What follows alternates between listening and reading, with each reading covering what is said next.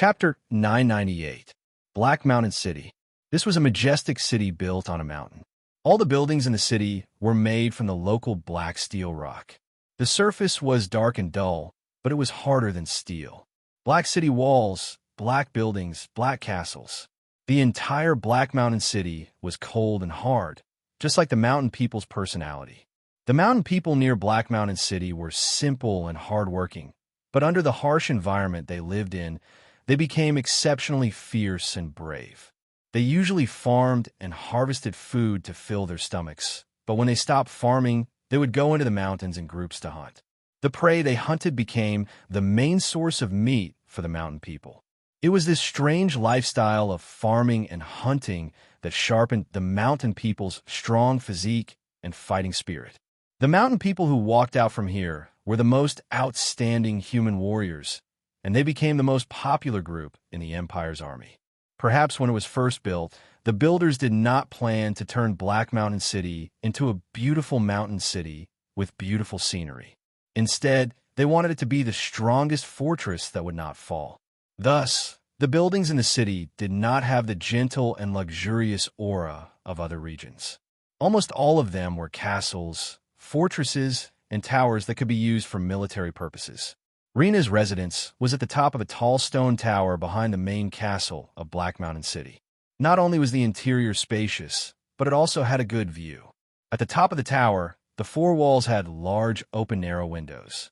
Since there were no wooden windows to block the wind, the howling mountain wind could freely rush into the hall, sweeping away all unsecured items and then escaping through the window on the other side. Of course, they also took away the last bit of warmth. At night, the hall of the tower was abnormally cold. Even strong mountain people would freeze to death in one night if they did not have enough clothes to keep out the cold. However, at this moment, Rena, with her hair and face unkempt and clothes in tatters, was sitting on the cold floor in the middle of the hall.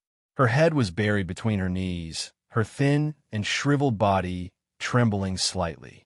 Every time she tried to move herself, the alloy shackles on her feet that were as cold as ice would make strange rattling noises. The alloy shackles were tied to a silver chain that was as thick as a child's arm. The chain twisted and turned, passing through a small hole in the middle of the floor into the building below. If she tightened the chains, she would find that the distance was just enough for Rena to walk to the stone window in the hall. Apart from the alloy shackles, Rena's face was also covered with an iron mask to prevent her from spitting out the pebbles in her mouth. Rena was also wearing a fingerless metal glove, and the countless cold, hard, and sharp metal spikes in the glove had already pierced into her flesh. If Rena moved a little too much, the spikes would tear open her wounds, causing purplish-black blood to flow out. In such an open and cold place, Rena only had a tattered black robe covering her body. At this moment, when she was unable to condense witchcraft power to warm her body, the only thing that kept her alive was the unusually strong physique of a wizard. Although Rena was not a physique refinement sorcerer, after advancing to Tier 2, she had 11 points of vitality. Although her body looked unremarkable, it had a vigorous life, force, and recovery ability that was not inferior to that of a giant beast in the forest. With the torture and harsh treatment she had suffered, any other weak woman would have died countless times over. However, apart from Rena's miserable appearance, the wisp of life in her thin body was still burning hot, and it was exceptionally alluring. There had never been a moment when Rena yearned for power and authority so much. There was a fire burning in her chest, burning her soul day and night. In the past, she had relied on her mother's power to act like a tyrant, enjoying all the glory and splendor of the world, enjoying all the wine and beautiful men. Her life had been depraved and extravagant like never before. However, at this moment, the karma of the past had become the sin that was weighing down on her. In order to survive, in order to struggle at death's door, she had done so many things to betray her witch sisters. However, 5 years had passed, and the reinforcements she had been looking forward to had not arrived. Her mental state had already reached its breaking point. She knew that her talent as a magus was not good, and it was her mother who had used up a large amount of resources to barely push her to Tier 2. However, her luck was not bad, and she had unexpectedly gotten pregnant during a party, giving birth to Xue Fu, who had decent talent in ice and snow. Rena, who thought that she had completed her mission, became more and more extravagant, going to all kinds of extravagant banquets every day, immersing herself in all kinds of handsome men, and even the witchcraft that she relied on for a living had degenerated to a tragic state. Otherwise, with the strength of a Tier 2, which, how could she be so easily captured by the natives of the plain? However, just as she was feeling miserable, Rena suddenly raised her head, her purple pupils looking through the tall, narrow stone window at the sky above Black Mountain City.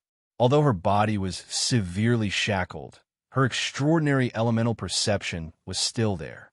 Just now, she suddenly felt a weak and strange wind elemental point appear in the sky above Black Mountain City, and it was still slowly wandering around. Was it a naturally formed wind cave, or... Rena climbed up from the ground without hesitation, ignoring the blood dripping from the spiked shackles on her hands and feet. She rushed to the narrow window and stared at the empty sky in the distance. Rena's violent movements caused the silver chains to rattle, attracting the attention of the holy knight who was guarding her below. Following the strange sounds of iron shoes stepping on the stone steps, a black iron knight led 3 armored guards into the hall through the spiral stone stairs at the corner of the hall. Rena's hands were tightly clinging to the narrow window. The silver chains behind her straightened as black blood flowed down her arms and thighs, leaving bloody footprints on the floor. "What are you doing? Don't run to the window." The young holy knight looked at Rena with eyes full of hatred and disgust, shouting loudly. The 3 armored guards beside him took out whips wrapped in iron wires from their waists and lashed at Rena's skinny back. Ah! The whips whistled through the air, tearing apart Rena's black robe and leaving a long whip mark on her muddy back. Rena gripped the narrow window with both hands, raising her head and letting out a miserable shriek that tore through the clouds. As this shriek contained a trace of spiritual force, it passed through the hall and lingered around the tower for a long time before slowly dispersing. Rena could sense that the strange wind elemental point floating in the air seemed to have sensed her shriek and started to slowly drift towards the tower. It wasn't formed naturally, but was controlled by someone. Seeing that Rena wasn't affected by the whip, the 3 armored guards pulled on the silver chains and pulled her away from the narrow window. Under the deadlock, the spikes of the shackles pierced deep into her flesh, causing Rena's bones to creak. However, Rena's spirit was clearly in an abnormal state of excitement. She couldn't feel the pain in her body at all, lying on the floor like an epileptic, all her muscles twitching abnormally. The 3 guards swarmed over, the whips in their hands falling on Rena's body like raindrops, causing her flesh to be badly mutilated and blood to splatter everywhere. "Stay here and repent for your sins. Your meal for today has already been canceled. If you dare to go crazy again, you won't even have your meal for tomorrow." The young holy knights, chosen by the Church of Holy Light to watch over Rena, were all fellows who hated witches, had been persecuted by witches, or had family members killed by witches. Only such fellows would ignore Rena's charm skills and faithfully complete their tasks. As for the flesh injuries she had suffered, they were nothing. She would recover most of them in one night. This was exactly what the holy knights feared and envied the most. After punishing Rena harshly, the young holy knight brought the 3 guards back into the tower. It couldn't be helped. The hall at the top of the tower was too cold, and even the black iron knights couldn't withstand the fierce mountain wind. Therefore, when there was nothing to do, the holy knights and guards would be stationed in the tower below. They would only come up to punish Rena when she caused trouble. As for escaping, Rena, who had lost most of her witchcraft power, was just a slightly stronger witch. She couldn't get rid of the spiked shackles and mask made of special metals, so it was impossible for her to escape. When the hall of the tower became quiet once more, leaving only the whistling sound of the fierce wind, the strange gathering point of wind elements had already floated outside the hall, looking like it was going to enter through the window. "Don't come in." Rena barely propped herself up from the floor, communicating with the spiritual secret language. There's a holy light formation hidden under the floor of the hall. Any gathering of elemental power will trigger an alarm. The invisible wind seemed to understand Rena's warning and froze in the air outside the window. "Who are you, Tess or Eterial?" Rena asked with a gloomy expression. She had heard a little about what happened to the witches. After all, when the Holy Knights wanted to interrogate some of the witches' internal secrets, they would inevitably reveal the situation of the remaining witches to her. She naturally knew that the reason the Holy Knights brought her to Black Mountain City was to capture the last two powerful Grade 3 witches. "Hee, Your Excellency Rena, long time no see." What Rena didn't expect was that the spiritual secret language transmitted from the strange wind element was a male voice. That familiar voice and tone made Rena overjoyed. Chapter 999. The conversation between Grimm and Rena was short but fruitful. When Grimm's strange mental wave disappeared from the wind spirit's body, Rena could not help but feel hot all over. A new hope rose from the bottom of her heart, making her excited and restless. The poisonous swamp. Why did the fire shaman want me to lead the Holy Knights there? Could it be that they wanted to fight with the Holy Knights? What time is it? Hurry up and save me. Then think of a way to escape this damned world. Why do they want to fight with the Holy Knights? Rena thought to herself with endless resentment. Although she was unhappy that the fire shaman did not save her immediately, she did not dare to order him around like she did in the past. She could only use her brain to think of a solution. Should she directly tell the Grade 3 Holy Knight where the witches were hiding? That was an extremely stupid idea. What else could she do to attract the attention of the Holy Knights?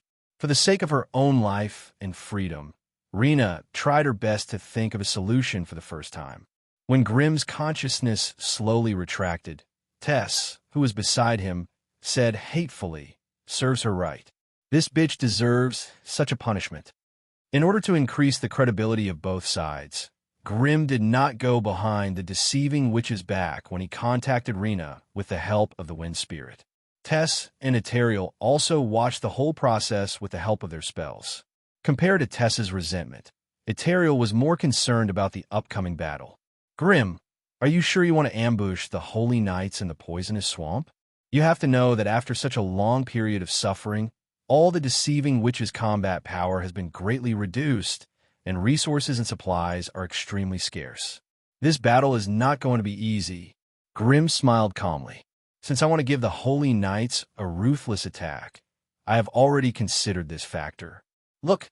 Grimm gently rubbed the snake eye ring on his left finger and waved his hand to release a pile of items on the ground in front of him. There were Tier 1 and Tier 2 spell scrolls, magic wands, and various potions. Of course, there were even more spell-casting materials and magical gems. Seeing this, the two witches' eyes immediately lit up. In the past, they might not have cared about such things. After all, with the support of the Deceit witches, they could obtain any kind of resources, so why would they care about these sorcerer resources? However, now that they had lost contact with the sorcerer world and had experienced many years of wandering and continuous battles, the resources and materials they carried with them had long been exhausted. Although there were some pharmacists and enchanters among the witches who could use the resources of the Invik Plane to create some substitutes, the quality and effectiveness could not be compared to the original. Hence, when the two Tier 3 witches saw such a large number of resources and materials, they could not help but feel excited. As if he wanted to show off his strength in front of the witches, Grimm took out another storage ring and released more resources, materials, and various witchcraft items. Eterial glanced at the mountain of resources in front of her and suddenly asked, "Grimm, I heard that you were trapped by a few wizards who came from another world in Mount Gansus. Where are they now?" Tess, who was originally full of joy, could not help but be stunned. Among the huge amount of resources, she had already seen some of the rarer items, dream grass. If she could concoct dream grass into blue dream, the most serious part of her body would have a chance to recover in a short time. At that time, she could once again display the power of a Tier 3 witch. As for the other resources, Tess also found many things that were beneficial to her injuries. With them, it was not possible to cure her injuries, but it was possible to greatly improve them. Tess, who was in a state of ecstasy, suddenly heard Eteriel's question. She glanced at the items in front of her and vaguely understood the meaning behind Eteriel's question. Although the items in front of her did not have their owner's identity, the magic storage boxes and storage methods were obviously of a different style. From the looks of it, they looked like they were pieced together from the personal resources of many wizards. Thus, which Tess could not help but raise her head and silently look at the high-spirited young wizard.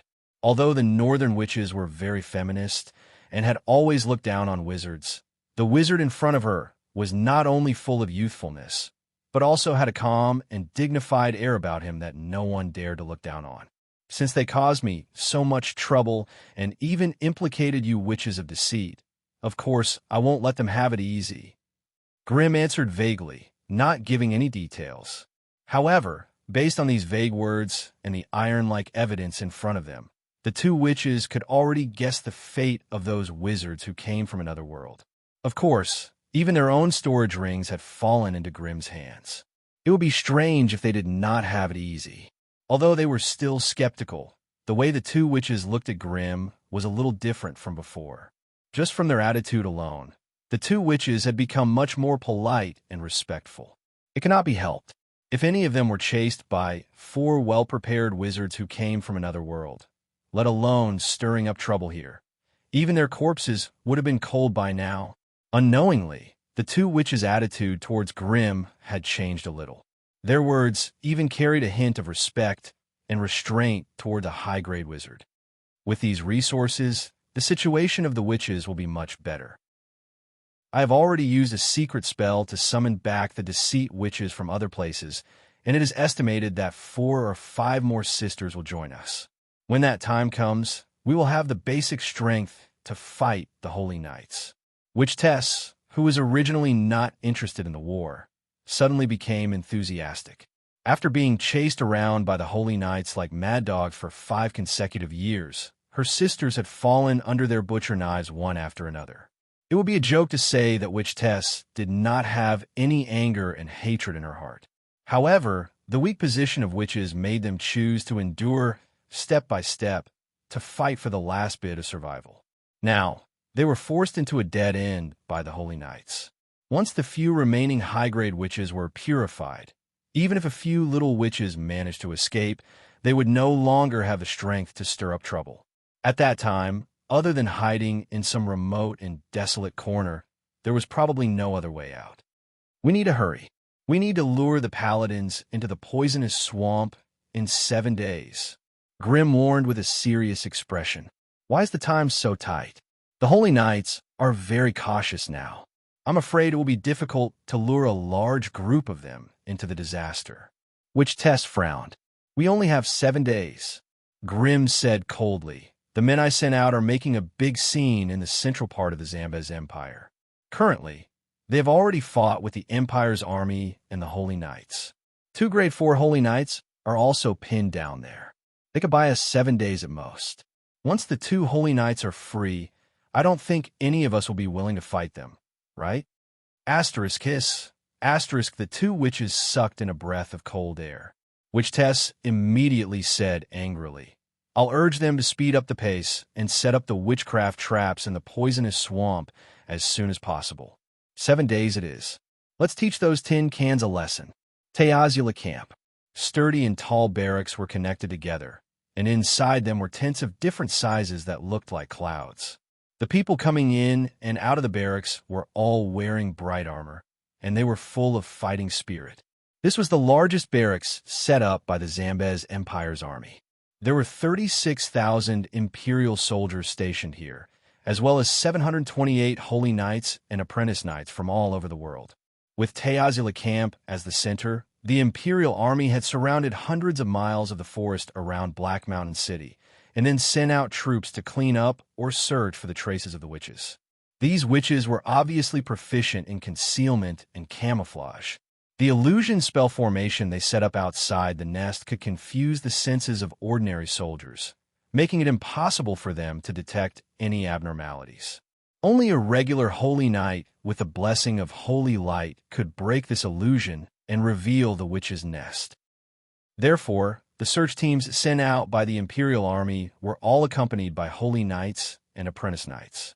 They fought with the cunning and evil witches in the barren mountains and rivers. Over the past year, the holy knights had achieved great results. They had destroyed 2 witches' nests, killed and purified 2 Grade 1 witches and 1 Grade 2 witch. The apprentice knight, who had paid a hard price to kill the Grade 2, which had received the blessing of holy light, and was promoted to a black iron knight. This had further aroused the fighting spirit of the young knights.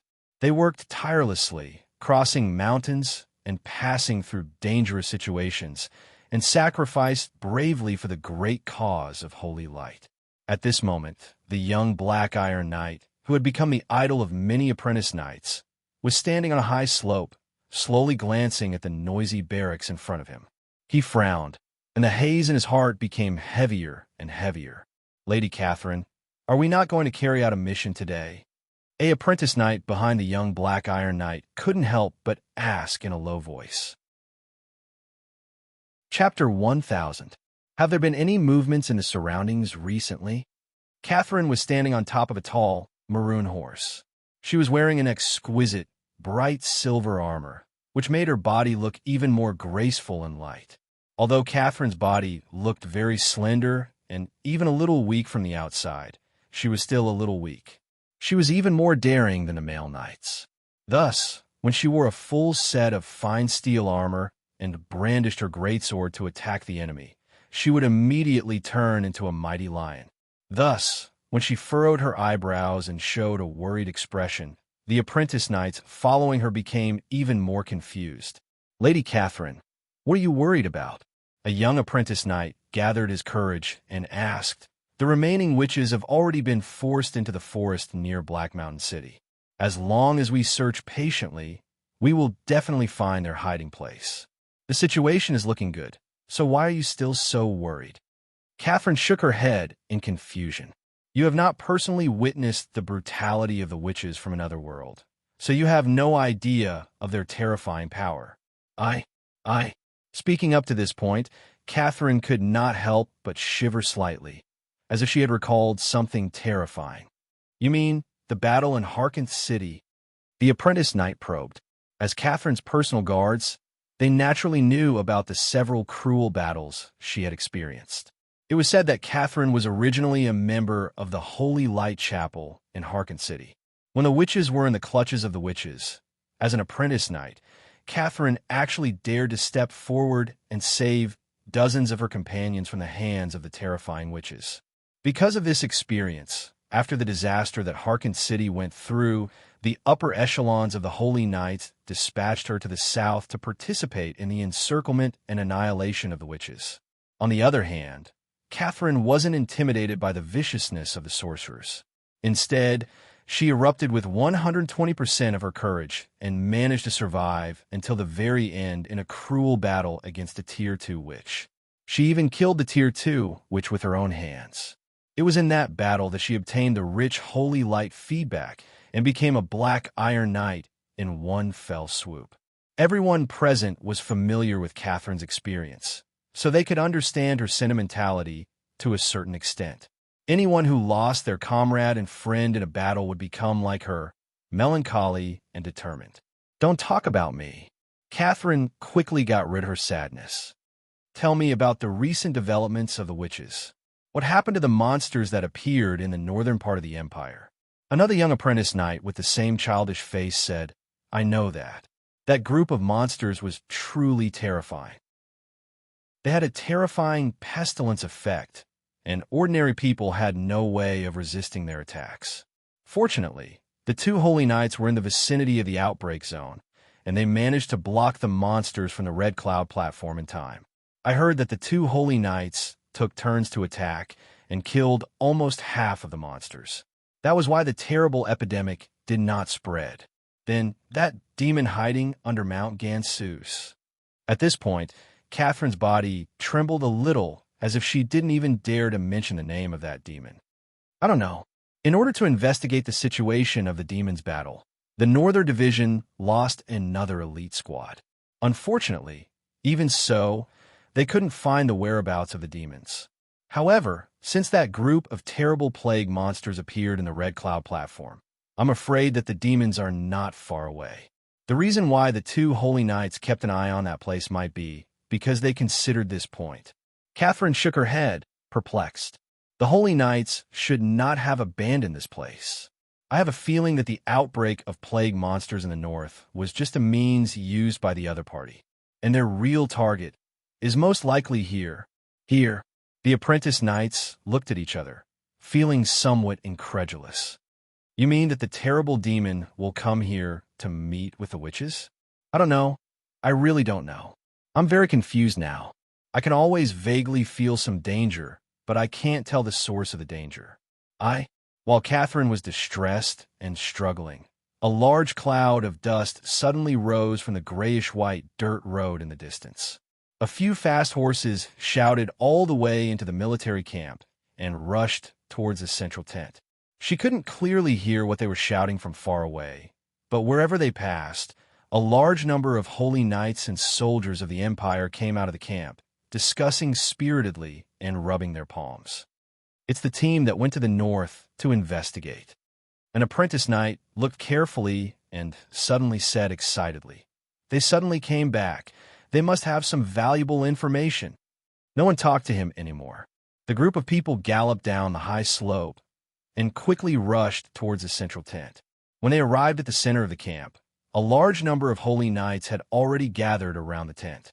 First, there was a lot of discussion. Later, after asking around, Catherine quickly figured out the reason why they were so excited. The nest of the remaining witches was found.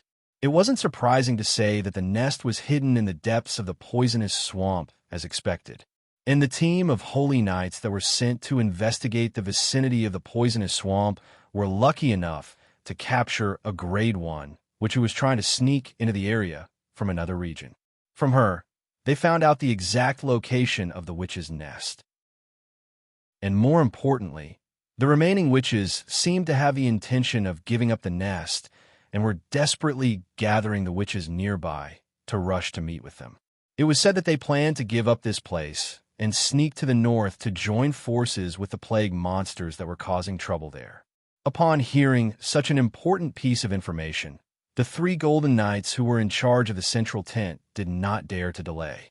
They sent their men to Blackwater City to ask the 4 golden knights to rush over to support them. At the same time, they quickly summoned and deployed the holy knights, preparing to gather the most powerful team to sweep the enemy's nest. The enemy wants to escape from the poisonous swamp? It's simply wishful thinking. She didn't know why, but seeing so many of her companions rubbing their palms together and preparing to finish the battle in one fell swoop, Catherine felt inexplicably terrified. But there were more than 300 to 400 Black Iron Knights like her here, and under the command of the 3 Golden Knights, there was no room for her to step forward and make a suggestion. The poisonous swamp was also a relatively well-known dangerous place near Black Mountain City. It was located in a low basin, about 7 to 8 miles wide from north to south, and about 12 miles long from east to west. It was full of stinking mud and terrifying swamps. Fog pine flowers grew everywhere in the basin, producing a large amount of poisonous gas in the humid environment.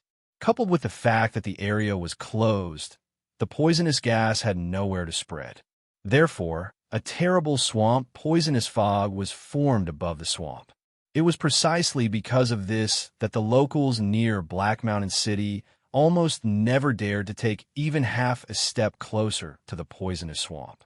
Only during a few short days in June every year could the scorching sun penetrate the sea of trees and shine into the poisonous swamp, dispersing the poisonous fog there.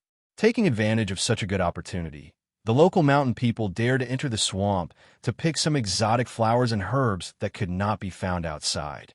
Therefore, only the older mountain people knew a thing or two about the topography and terrain inside. Therefore, the assembled paladin team sent a message to Black Mountain City, asking them to try their best to recruit the old medicine farmers who had entered the poisonous swamp. The poisonous swamp.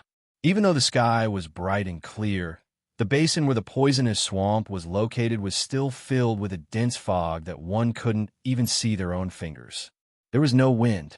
The fog was like a thick layer of gauze, firmly covering the sky above the basin, hiding everything in the dark place that no one knew about. Stepping into the poisonous swamp, the place was filled with bubbling quagmires and swamps. There was even a thin layer of aquatic plants growing on top of the soft and stinky mud, making it difficult to tell which part was solid and which was soft. While a large number of the Empire's warriors were still trudging through the majestic mountains, the elite paladins, who had changed into light chainmail armors, had already sealed off the few paths that led to the outside world from the poisonous swamp. Standing high up on the mountain, looking down at the vast expanse of white of the poisonous swamp through the lush leaves of the forest, everyone's heart was both excited and apprehensive, not knowing how the battle would develop next. But their side had the absolute advantage. As long as they could break the outer defense of the witch's lair, what kind of tricks could the trifling number of witches, who numbered less than 10, do? A temporary battle camp was set up near the entrance of the basin. More than 370 paladins gathered here, quietly waiting for the high-ranking commander to give the order to fight. As for the remaining 400 apprentice knights, they led the Empire's warriors to firmly control the surrounding dangerous terrain. The poisonous fog in the poisonous swamp was not something that ordinary people could resist, so the Empire's warriors and apprentice knights were left outside. On the other hand, the 400 paladins were divided into more than 20 combat teams, led by the local medicine farmers, to enter the swamp and clear the last witch's lair. Catherine's team had a total of 15 people, led by 2 silver-tier paladins. They lit up their torches and followed an old but vigorous medicine farmer to the edge of the swamp. Before entering the swamp, old Yaonong wrapped some red beans in a cloth and tied them under his nose. Then he carried a long wooden stick and walked into the swamp step by step, pausing for a while. Chapter 1001. As the team slowly entered the poisonous swamp, everyone became more and more nervous. The soft and slippery water plants and duckweeds under their feet made it hard for them to stand firmly. However, it was still much easier than what they had expected. A 30-meter-long rope made of tough rattan strung everyone together. The end of the rope was tied to the old herb farmer's waist. A silver knight held the long rope in one hand and a long sword in the other, closely following the old herb farmer, ready to lend a helping hand when the time was right. After all, there were still a large number of scavengers and venomous creatures living here. There were also many unknown monsters and ghosts, which were exceptionally difficult to deal with. More than 20 teams of holy knights entered the swamp one after another. The distance between each team was less than 10 meters, so that they could coordinate with each other. In this way, the possibility of being attacked by witches was reduced. The 7 golden knights near Black Mountain City had already gathered here, escorting Reyna and the little witch who had just been captured. They walked in the middle of the team. Since the number and strength of the team were far greater than their opponents, they were not worried that the witches would launch a large-scale attack. Instead, they were worried that the witches would escape after hearing the news and refuse to fight. To be honest, it was definitely not easy to wear a full set of steel armor and travel long distances in the wild forest to chase after those extremely nimble and cunning witches. Catherine held a sword in one hand and a torch in the other, following the team as they trekked in the swamp. Looking around, they could barely see the area within 5 meters of the torch. Beyond that, it was a vast expanse of fog and whiteness. The dense fog drifted around them, covering everything with a thick layer of gauze, making it hard to see clearly. The dense fog was rich in water vapor. When it intertwined with the flame on the torch, it burst out strange, crackling sounds. The road under their feet did not look like a road at all. There were only wet and slippery footprints left by their teammates in front of them. The latecomers did not need to identify the road. They only needed to follow the footprints of the former. A young black iron knight told them about the consequences of making a mistake in such a place through his personal experience. Perhaps he just looked around or was absent-minded. The Black Iron Knight stepped out of the grass road and fell into the mud puddle at once. It was as if an eye-catching torch had been lit. In an instant, the entire swamp began to boil. It was visible to the naked eye that the mud in the smelly pond was stirring and rippling, as if some strange creature was digging restlessly underneath. Additionally, as the Black Iron Knight kept struggling in the mud, the quagmire became increasingly restless as clear water lines rapidly approached the one who had fallen into the quagmire. "Everyone, pull him up," the leader of the Silver Tier Knights shouted. The two knights who were closest to the fallen knight grabbed the rope that was tied around their waists and pulled him out of the stinky mud like pulling a carrot out of a well. Pop! The sound of the rope being pulled out of the mud was heard. The sudden disappearance of their prey enraged the abnormal monsters hiding in the mud. They crawled out one after another. In an instant, a large group of old hag and sludge monsters appeared in the quagmire around the squad. The old hag looked like a humanoid monster that had drowned. She had messy and dirty hair, dark claws, and incomplete but sharp fangs. Their claws and fangs were laced with terrifying toxins. They were even more dangerous than ghouls in the swamp. As for the sludge monsters, they were low-level monsters that were made up of stinky mud and other strange substances. They had several special combat abilities such as sludge missile, acid splash, and multiplication. Their attacks might not be strong, but they were enough to make people sick. Facing the large-scale attack of the swamp creatures, the paladin squad was not afraid at all. As the holy light grenades rained down, the souls of every swamp creature that was targeted would be purified by the holy light. The old hag would then become a rotten corpse, and the sludge monsters would turn into a pile of mud and die. As if sensing that the intruders were difficult to deal with, the old hag and the sludge monsters began to wail as they floated in the swamp, using the mud to dodge the holy grenades.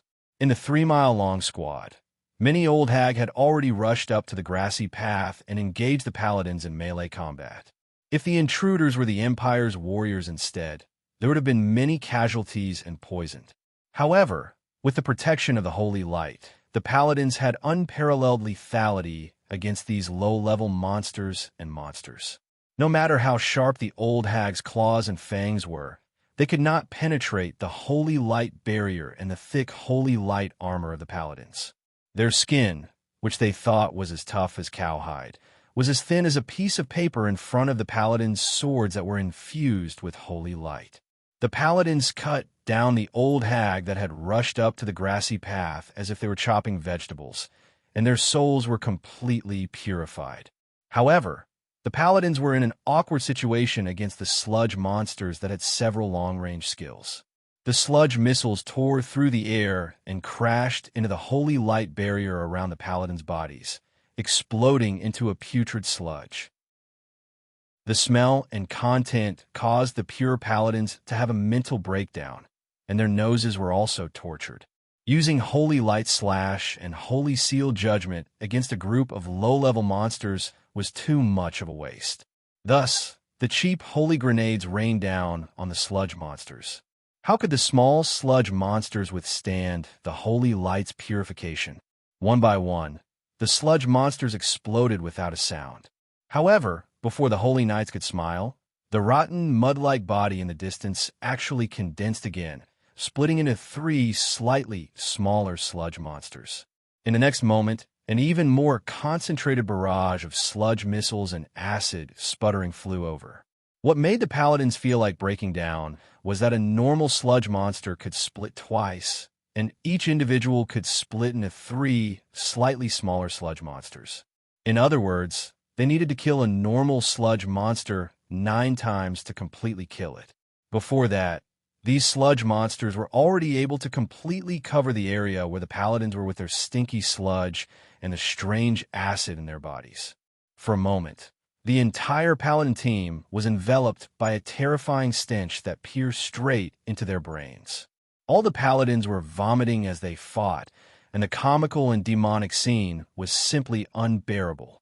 However, the The paladins were far more powerful than the monsters and monsters in front of them. Thus, although the situation was a little out of control, the paladins had not suffered any casualties so far. Whether it was the old hag's poison attacks or the sludge monster's acid sputtering, the damage did not even have time to accumulate on the paladins' bodies and was purified by rays of holy light. The only pity was that the holy light could purify poison and acid, but it could not purify the stench. Thus, the paladins who fell on the battlefield did not have any injuries on their bodies, but simply fell because of the stench. Catherine was mixed in a long line, silently chanting words of praise for the great holy light. She shot out grenades of holy light from her hands and threw them at the swaying silhouettes in the fog. Her face was deathly pale, and she could barely breathe. On the surface of the water, on the grass, and on her body, she was covered with sticky, slippery, disgusting acid. This bodily fluid that had been nurtured in the sludge monsters' bodies for many years would emit a glowing green smoke no matter where it landed. It smelled like the terrible smell of the dirty waste in the sewers that had been fully fermented. Catherine only took a sniff before she vomited out everything in her stomach. In the end, even the acid in her stomach was vomited out. Even though the paladins' limbs were weak from all the vomiting, they still fought bravely. No, slaughtered. Batches of old hag and sludge monsters rushed out of the fog on both sides of the grassy path, and then fell under the paladins' holy swords while screaming miserably. Although the battle was fierce, the paladin team strangely did not suffer any casualties. The paladin team that stretched for 3 miles all stopped and tried their best to purify this group of monsters and monsters. However, just as they were doing their best to fight, a huge lizard suddenly emerged from the swamp. As rays of yellow petrification shot out from the swamp lizard's strange eyes, a few unprepared black iron paladins were instantly paralyzed on the spot. A layer of grayish-green quickly spread on the surface of their skin. Very quickly, not to mention Pinky, even the eyeballs of the holy knight who was hit suddenly froze, turning into a hard stone statue that was hard to knock. The swamp lizard pounced forward and bit the petrified paladins, turning around and dragging them into the swamp. In the next moment, the entire swamp churned, and black water splashed everywhere. The swarms of swamp creatures tore at the paladins in a frenzy, dragging them deeper into the swamp. As for the long rope that was tied around the holy knight's body, it had been bitten off in one bite and could no longer be of any help. Bastard! Some of the paladins who saw this were extremely furious. They all brandished their swords and rushed into the swamp to fight the swamp creatures. Unfortunately, with their strength on land, a black iron paladin could easily deal with 7 or 8 old hag. However, in this special environment, 2 or 3 old hag could toy with them until they were gasping for breath. Relying on the swamp lizard, the swamp creatures actually managed to break through the holy knight's defenses, dragging them into the swamp where they couldn't escape even if they had the strength to. Chapter 1002. The witches were here. It was definitely those witches who were behind this. Otherwise, with the strength of the swamp creatures here, it would be impossible for them to harm the paladins. The 7 golden knights who led the team instantly understood what was happening. They drew their swords and began to cast a wide range of holy light protection. Rays of brilliant holy light shone from the head of the team to the back. Almost every single one of them was overflowing with dazzling holy light. All the swamp creatures belonged to the category of dark magic. Once they entered the range of the holy light, the dark power in their bodies would boil like sulfuric acid. Instead, it would burn them and make them scream miserably. Under the illumination of the milky white holy light, those weak creatures stumbled around like headless flies. Then, their entire bodies began to melt as if they were soaked in strong acid. And the evil souls that lost the protection of their filthy flesh were burned into ashes by the pale, white flames. For a moment, the attack of the swamp creatures was interrupted. Swoosh, swoosh, swoosh. A series of holy light bloomed around the team without any gaps. Any evil that was shrouded by the pure holy light would be burned into ashes by the pale white flames. Whether it was the old lady hiding in the swamp or the extremely hard-to-kill sludge monsters, they all retreated in defeat before the pure holy light, revealing the despicable and timid faces of the low-level magic creatures. Apart from the magic creatures, even the poisonous swamp that was filled with a foul stench was retreating under the illumination of the holy light. Two different types of energy collided. The holy power and the dark aura intertwined, either annihilating or devouring each other. There was no possibility for them to coexist. The swamp that was shrouded by the holy light kept emitting wisps of black smoke. Then, it quickly melted in the endless holy light. Immediately, the soft and muddy swamp became dense and hard again. It became a solid path that could be stepped on at will. As for the monsters and monsters hiding in the depths of the earth, they were also purified. How could these demons and monsters resist the joint attack of the 7 golden knights? With just one strike, half of the swamp creatures that had gathered on both sides of the holy knights were wiped out. The remaining ones howled in pain as they hid far away from the holy light's reach, cursing the damned intruders with the most vicious and filthy language. In the deepest part of the poisonous swamp, a round stone altar was slowly operating. More than a dozen strange figures, tall and short, fat and thin, stood around the altar, silently waiting for something. When the divine power surged from the edge of the poisonous swamp, a snake-shaped dagger hovering above the altar began to overflow with strange runes. Each of these runes was surrounded by a lingering evil aura. As soon as they appeared, they immediately resonated with the bloody altar, and the entire swamp seemed to become even darker and gloomier. 7 explosive points. Looks like the 7 golden knights have all entered the poisonous swamp. An old deception which raised her head and looked at the holy light that lit up half the sky in the distance. She silently sensed it. It's best if they all come in. It's time to let them suffer. Another deception which sneered. In the past few years, many of the deception witches had fallen under the holy knight's butcher knives. Therefore, when there was a chance to retaliate, all the deception witches present were elated and happy. Let's do it. The swamp creatures on the periphery won't be able to stop them for long. Before they get here, let them have a taste of the corrosive blood rain. The Grade 3 tests which hissed and ordered.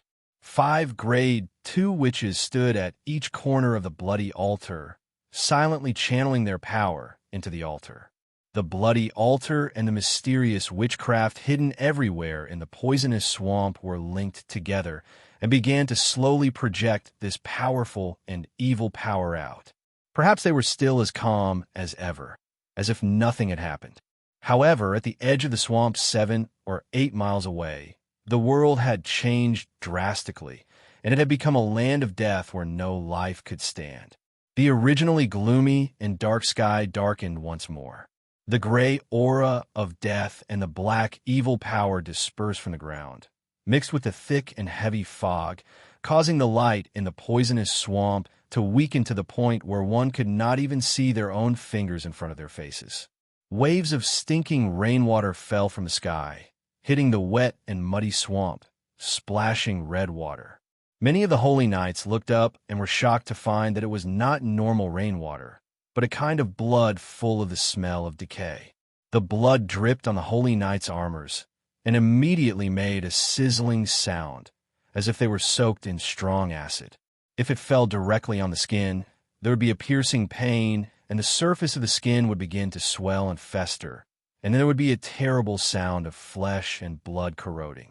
If not treated with the holy light, not only would the skin on the surface and the flesh inside be corroded, even the bones wrapped in muscles and tendons would be corroded until they became brittle and soft. Then the whole body would collapse like a sand tower. Put up the holy light protection. Don't let the blood rain touch your skin. The high-ranking holy knights shouted loudly. Beams of bright holy light lit up one after another in the whole team, wrapping each holy knight in a milky white holy light. Before the blood rain from the sky could even touch the holy knights, it was purified by the holy radiance that lingered around them. They can no longer be harmed. Move forward. Move forward. Get out of this blood rain area as soon as possible. Under the command of the 7 golden knights, the holy knights put up the holy light to resist the corrosion of the blood rain and rush forward along the newly formed path, 1 foot high and 1 foot low. The path of holy light gradually loosened under the corrosion of the overwhelming blood rain, turning into the appearance of the evil swamp again. Although the corrosive blood rain did not kill any of the holy knights, it had effectively consumed their holy power storage. Along the way, in order to protect the Black Iron Knights as much as possible, the 7 golden knights had to maintain the holy light illumination for a long time.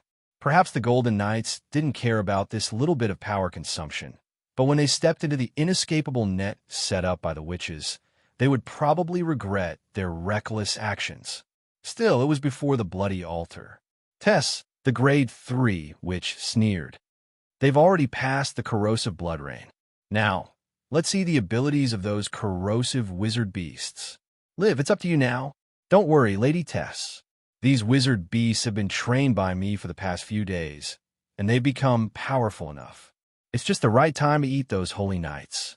A witch with a pale and stiff face that looked like she was wearing a mask replied in a low voice. She turned around and mounted an abnormally large swamp lizard, rushing into the mist and disappearing in the blink of an eye. Grim could see clearly that this was a grade 2, which was good at cooking wizard beasts. Although Liv's wizard beasts have been strengthened, they can't cause too much damage to them. The few of you immediately activate the bloody altar and add tearing, bleeding, slowing, and other witchcraft effects to all the corrosive wizard beasts to increase their power. Witch Tess clearly knew that these temporarily concocted wizard beasts would not be able to cause too much damage to the holy knights, so she wanted to increase their lethality from the side. To be honest, it was all thanks to the resources and materials provided by Baglim that they were able to build this bloody altar and bury various mysterious witchcraft formations all over the poisonous swamp. Without them, even the cleverest housewife could not cook a meal without rice. Even if the witches had brains full of witchcraft knowledge and sinister means, they would not be able to make up for the huge gap in numbers between them and the holy knights. Now, with these additional little tricks, the witches could completely eliminate the holy knights' strength bit by bit. When the holy knights were exhausted and mentally exhausted, they would appear and launch a sneak attack. Before losing the witch tower, the witches would not care about the holy knights no matter how many of them there were. But now, they could only rely on these little tricks to close the huge gap in numbers and strength between the two sides. As grade 3 witches who had lived for 400 to 500 years, Tess and Eteriel naturally had more than these little tricks up their sleeves.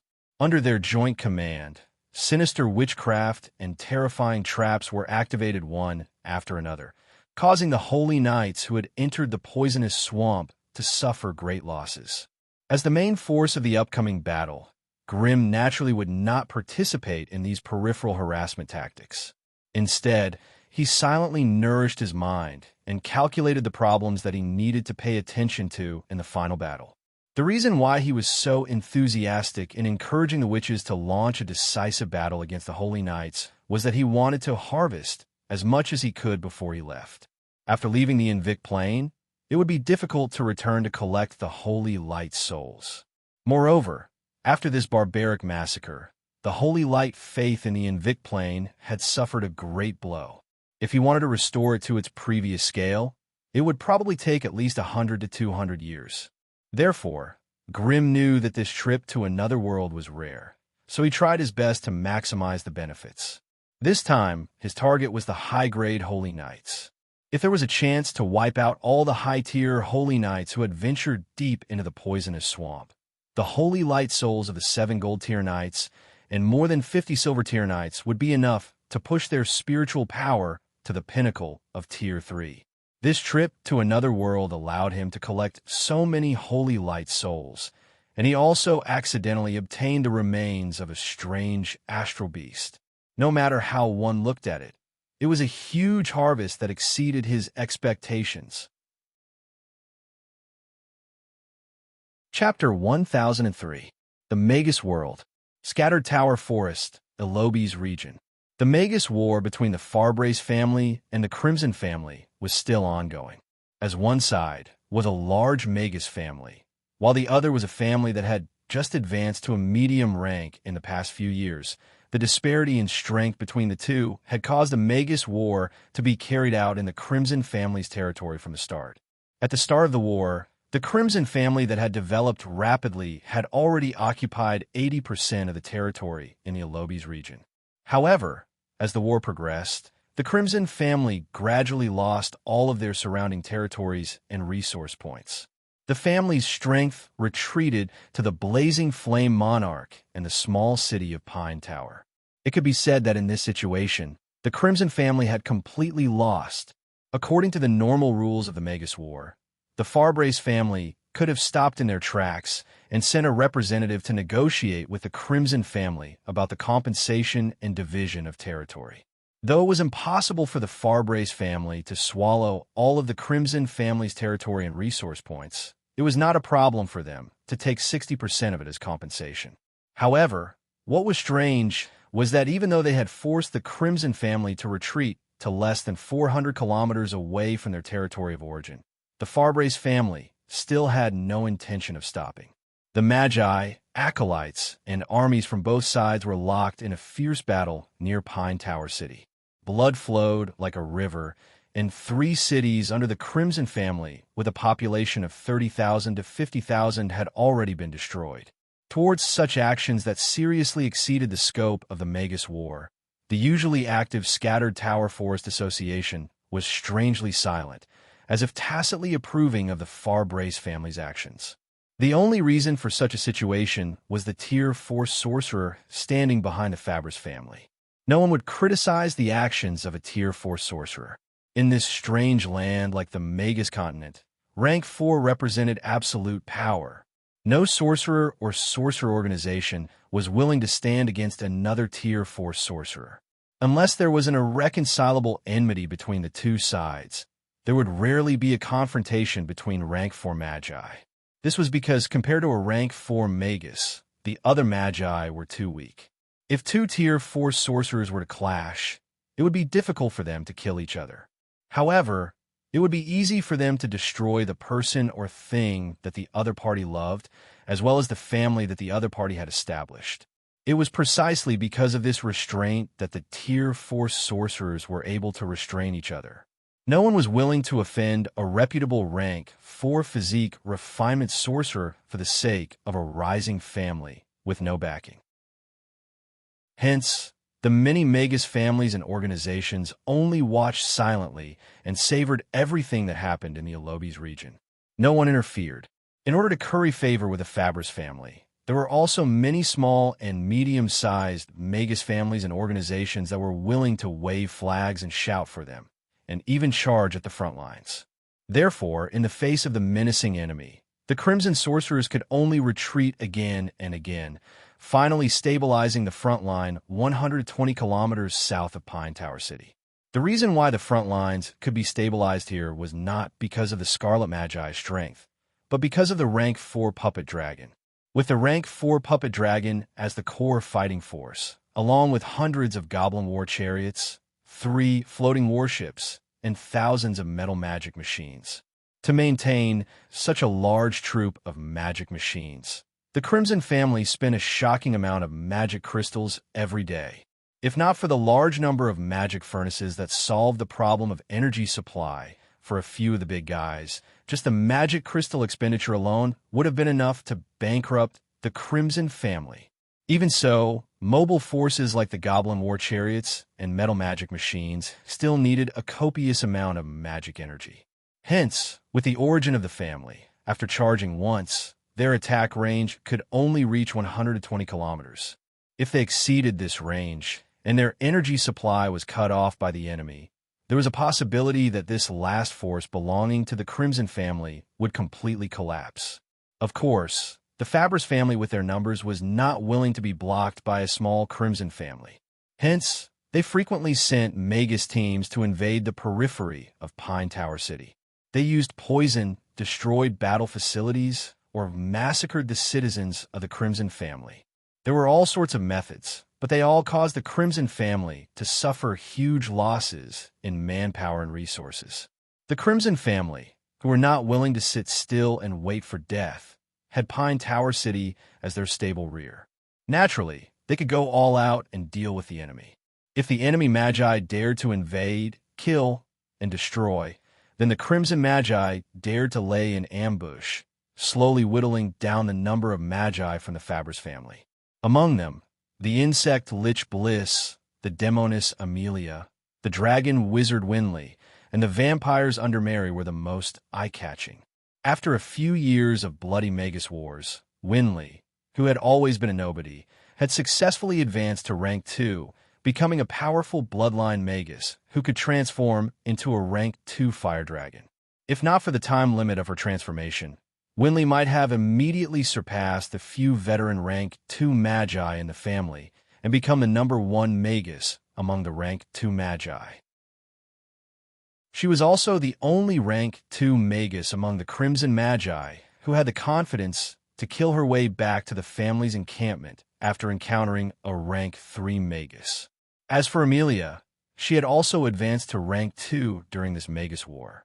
Her current form had also undergone an earth-shattering change compared to before.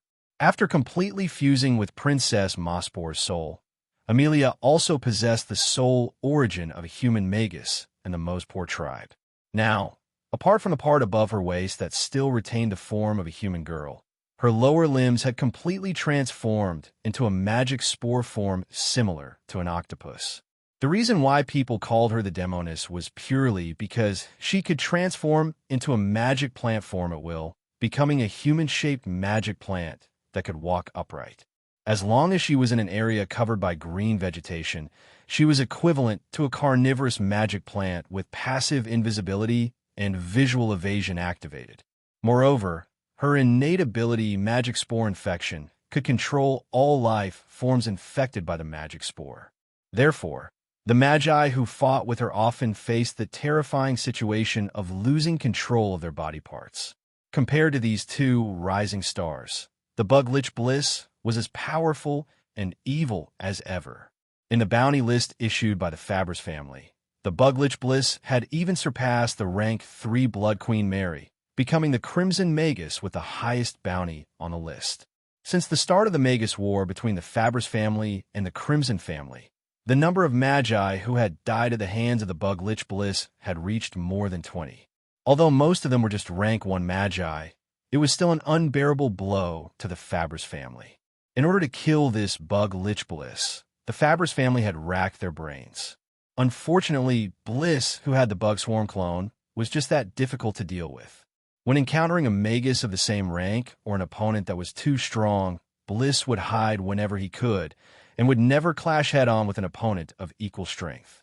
However, once encountering a low-ranked Magus who were out on a mission, the bug Lich Bliss would become unprecedentedly savage. Wherever the bug Lich Bliss passed, not even a blade of grass would grow. Magi, killed, sucked dry of their blood essence to nourish themselves. Acolytes, killed, thrown to the bug generals to fill their bellies. Ordinary warriors, killed, used as placenta to incubate the bug army. For a bug lich like him, who could only rely on killing to evolve, he was like a fish in water when encountering a battle, and immediately erupted with passion. Other Magi still needed to return to their encampment to resupply and rest after a battle, but he shuttled back and forth between the various battlefields day and night, looking for opportunities to attack his enemies. When encountering Magi who came to kill him, Bliss would flee for his life, even if he had to give up tens of thousands of his bug army. The flesh and blood of his enemies were his hatchery, and the lives of his enemies were his energy source. He was like a killing machine that never knew fatigue. If he wasn't killing on the battlefield, he was on his way to the battlefield. Facing such a savage and cunning fellow, the Fabris family had a huge headache. For him, the Fabris family had even sent out rank 3 Magi to participate in the encirclement. Unfortunately, he still managed to escape, abandoning more than half of his bug army and all the demonized mantises to slip away. However, in less than half a month, using the flesh and lives of the Fabris family's magi, the Buglich Bliss was once again active on the battlefield, completely unlike the pathetic and unbearable state he had been when he had fled miserably. Because of this, the Fabris family had repeatedly increased the bounty on the Buglich Bliss head, allowing him to surpass Mary and rise to the top of the must-kill list. Other than these few core rank 2 magi, the vampire magi were the only ones who performed outstandingly. They could transform into bat demons to increase their mobility or evade the enemy's pursuit, and they could suck the enemy's blood to replenish their own energy expenditure. They also had unparalleled stealth and concealment abilities. When these abilities were combined, the vampire magi became bloody assassins who could fight and replenish their own energy. They were ordered to shuttle through various parts of the battlefield, and once they found a target that they could attack, they would immediately call for their friends and quickly gather a magus that far outnumbered the enemy, and then launch a surprise attack. Don't be fooled by their usual timid and cautious appearance. Once they rushed onto the battlefield, they were as fierce and valiant as human warriors. They did not fear physical injuries at all, and dared to exchange blows with their enemies. These were the most difficult aspects of the vampire magi to deal with. If not for the fact that their elemental energy was weak and their attacks were not sharp enough, their lethality might not be inferior to that of a rank 2 magus fighting alone. At the very least, in this magus war, the vampires had taken the heads of more than 10 enemy magi. Their numbers even surpassed that of the rank 2 Dragonman Zacha and the Goblin Tygol. After all, Dragonman Zacha and the Goblin Tygol were only adept at large-scale positional warfare. Chapter 1004. Other than these core sorcerers, the Crimson family also produced a batch of elite sorcerers. For example, the Dragon Eater Olina. Olina had always been a marginal figure in the Crimson family. She rarely participated in the family's affairs, and it was even more impossible for her to participate in a sorcerer war that had nothing to do with her. However, with Grimm's support, Olina successfully advanced to Grade 3. In order to repay this favor, she was forced to participate in this sorcerer war. As a dragon eater, Olina's powerful combat abilities were almost all related to the giant dragons. When she fought with the dragon race as a beginner Grade 3, her basic combat ability was no weaker than that of a peak Grade 3. Even if she faced a Grade 4 giant dragon, she could still escape unscathed. This was the powerful class ability of the Dragon Eater. However, when Olina's opponent changed from the dragon race to other people or creatures, she could not use most of her active or passive combat skills, which would severely affect her personal combat ability. At this time, she was equivalent to a beginner Grade 3 Magic Breaker Assassin. Fortunately, she still had the basic combat ability of a Grade 3 creature. Therefore, when she appeared on the battlefield, the elemental sorcerers who were only good at long-range spells and lacked close-range defense did not dare to overpower the battlefield unscrupulously. Other than these high-end combat abilities, the most outstanding ones in this war were the 2 strange classes, the Goblin Magician and Goblin Mechanical Warlock. Compared to the difficulty of advancing as a Goblin Magician, the Goblin Mechanical Warlock was a class that almost any adult goblin could advance to. To be honest, this was a special class that was especially modified, weakened, for goblins. Almost all goblins could master the basic knowledge of firearms and alchemy to advance to this class. If they went through some in-depth training and mastered some magic theory and knowledge of magic, they would be able to advance to the Goblin Mechanical Warlock. Compared to the advancement of a sorcerer, the Goblin Mechanical Warlock would not experience a complete change in physique. Instead, it would only passively increase the ability to control magic machinery and weapons. When a tiny goblin, less than 2 meters tall, controlled a huge war machine that was 4 to 5 meters tall and charged in a battlefield, it would desperately pour metal bullets at the enemy, using goblin fire arrows and thrown alchemy weapons to trample the enemy's position, at the very least, before it ran out of magic weapons and ammunition. A Goblin Mechanical Warlock could display a battle prowess that was not any weaker than a Tier 1 beginner wizard.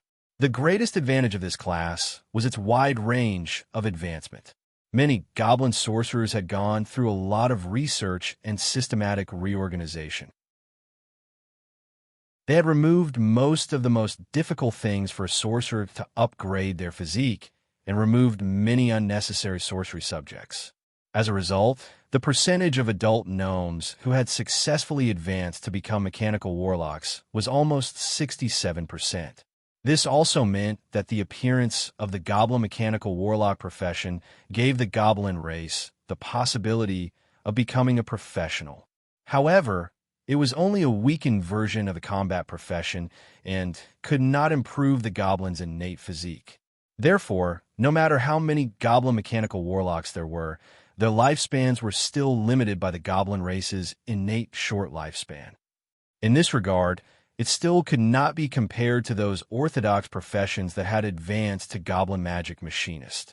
After all, the human sorcerers could rely on the accumulation of resources and time to slowly accumulate a certain number of high-grade sorcerers.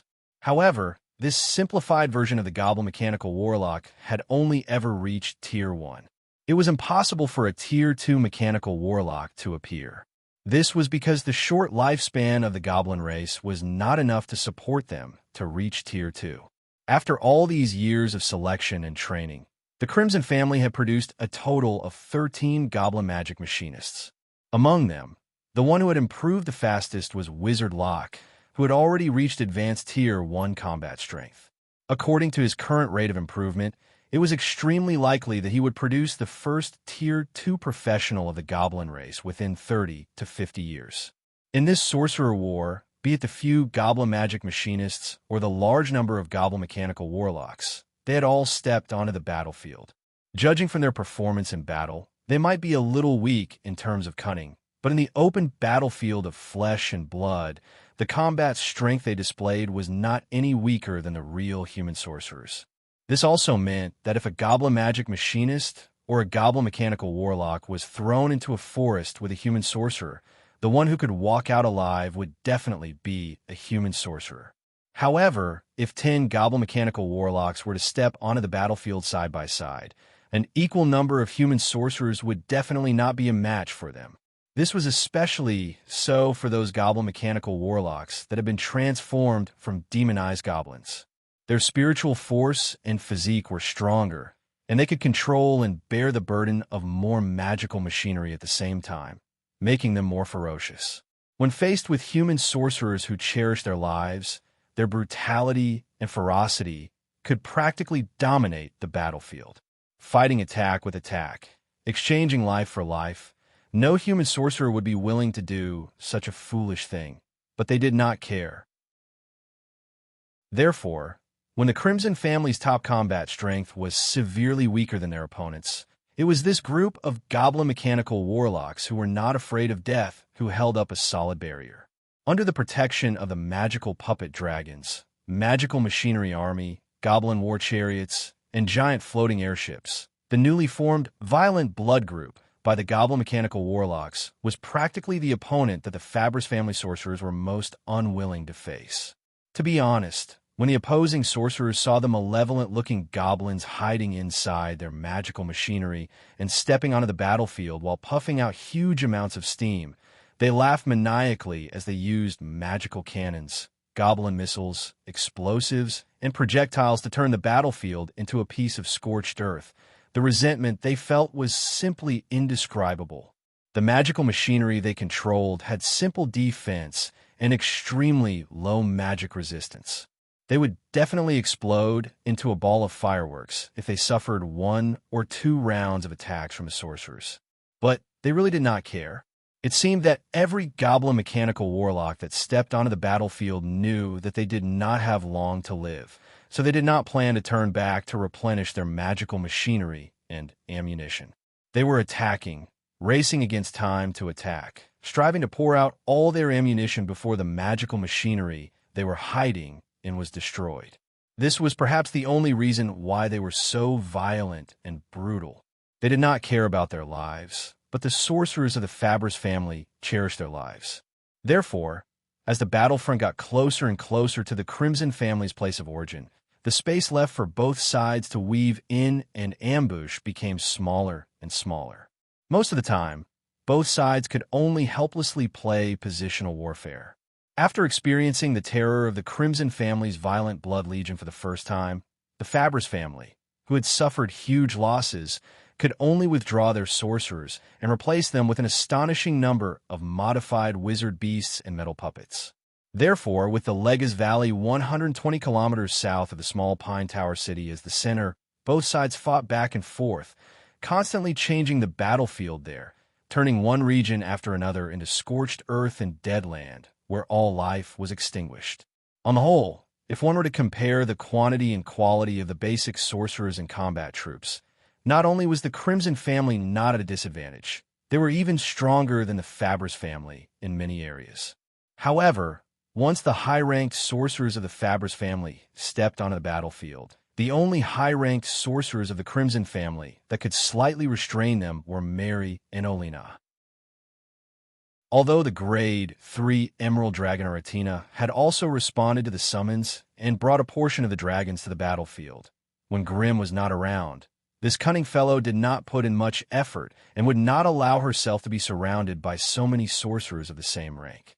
Moreover, there was a hidden Grade 4 Anatomy Refinery sorcerer in the opposing sorcerer's camp. That was a powerful existence that could kill her in an instant. Thus, Aratina became even more careful and never left the protection of the magical golem dragon. Anyway, with the existence of her and the dragon horde, the other party had to consider the terrifying attacks of the dragon horde if they wanted to launch a large-scale battle. Therefore, after forcing the Crimson family back to the land of origin, the number of times the Fabris family launched a large-scale ground attack could be counted on one hand, and they mainly used small-scale infiltration operations. However, as time passed, the old monster behind the Fabris family seemed to have gradually lost his patience and began to frequently pay attention to and intervene in this war. Under the suffocating shadow of this Grade 4 powerhouse, the little bit of advantage that the Crimson family had accumulated previously disappeared in an instant. Every day, the moment the sorcerers of the family received a mission and stepped onto the battlefield, they would feel uneasy. The most fundamental reason why the Crimson family had not collapsed until now was that the Grade 4 sorcerer had always been overseeing the headquarters of the family and had never appeared on the battlefield. Up until now, the main force of the Fabris family that was responsible for pushing the war forward was only a group of Grade 3 sorcerers. However, once the Grade 4 sorcerer lost his patience and personally stepped onto the battlefield, the defensive line that the Crimson family had maintained would collapse in an instant. At that time, even with the magical golem dragon at the front, it was unknown if they could protect the last Pine Tower city. Pine Tower city could not be lost.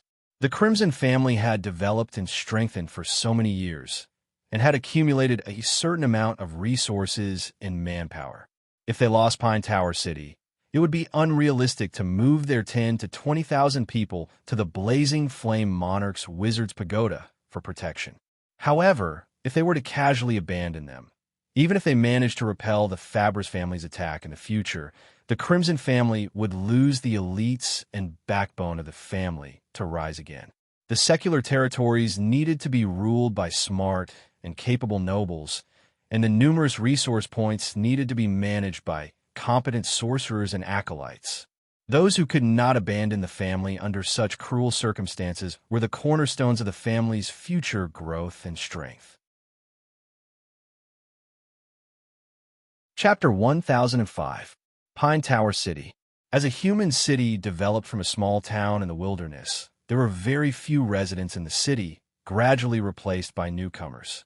The Flame Monarch's Wizard's Pagoda was a place for wizards to live and research, and was not suitable for the busy family to handle internal affairs. Therefore, as early as 20 years ago, Gargamel had already moved his office to the small city of Pine Tower. From then on, there were two centers of activity within the family. The wizards and acolytes used the Flame Monarch's Wizard's Pagoda as the center, conducting their own wizard spell research and family missions.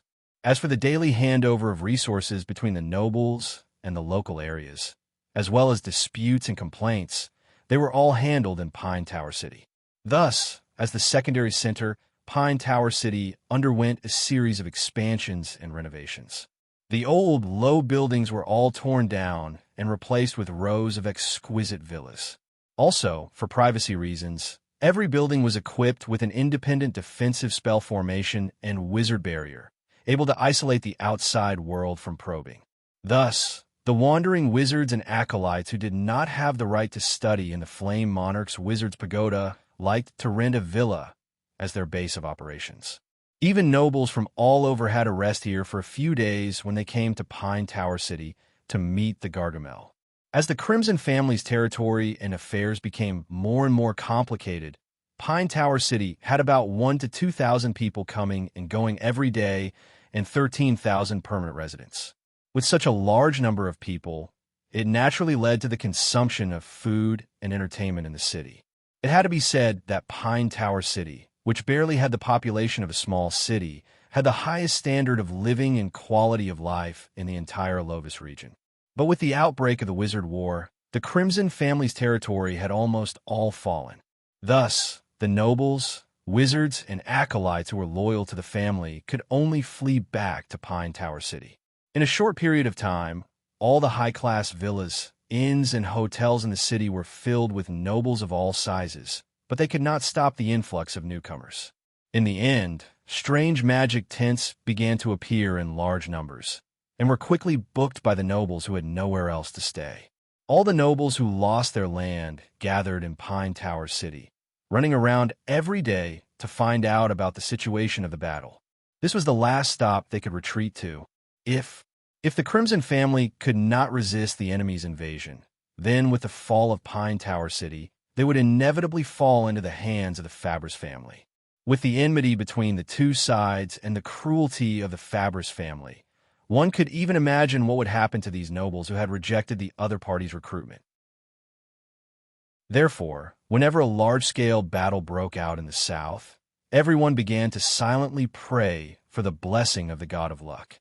If the Crimson family obtained victory and repelled the enemy's attack, then they would rejoice and be extremely excited. If the Crimson family lost a battle and lost a certain territory, they would sigh and sigh, their faces filled with worry. As the war progressed, the hearts of the nobles in Songta City fluctuated like a roller coaster, wandering back and forth between heaven and hell every day. Villa District. In an exquisite villa, tens of goblins in luxurious clothing were having an intense debate. "We can't go on like this." A guy in a well-ironed military uniform, who was obviously from the Musin merchant group that liked to do arms trading, waved his arm and shouted, "We, the goblins, have sacrificed enough these days.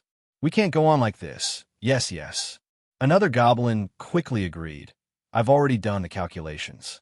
In this month, the number of mechanical warlocks who've died on the battlefield has reached 200.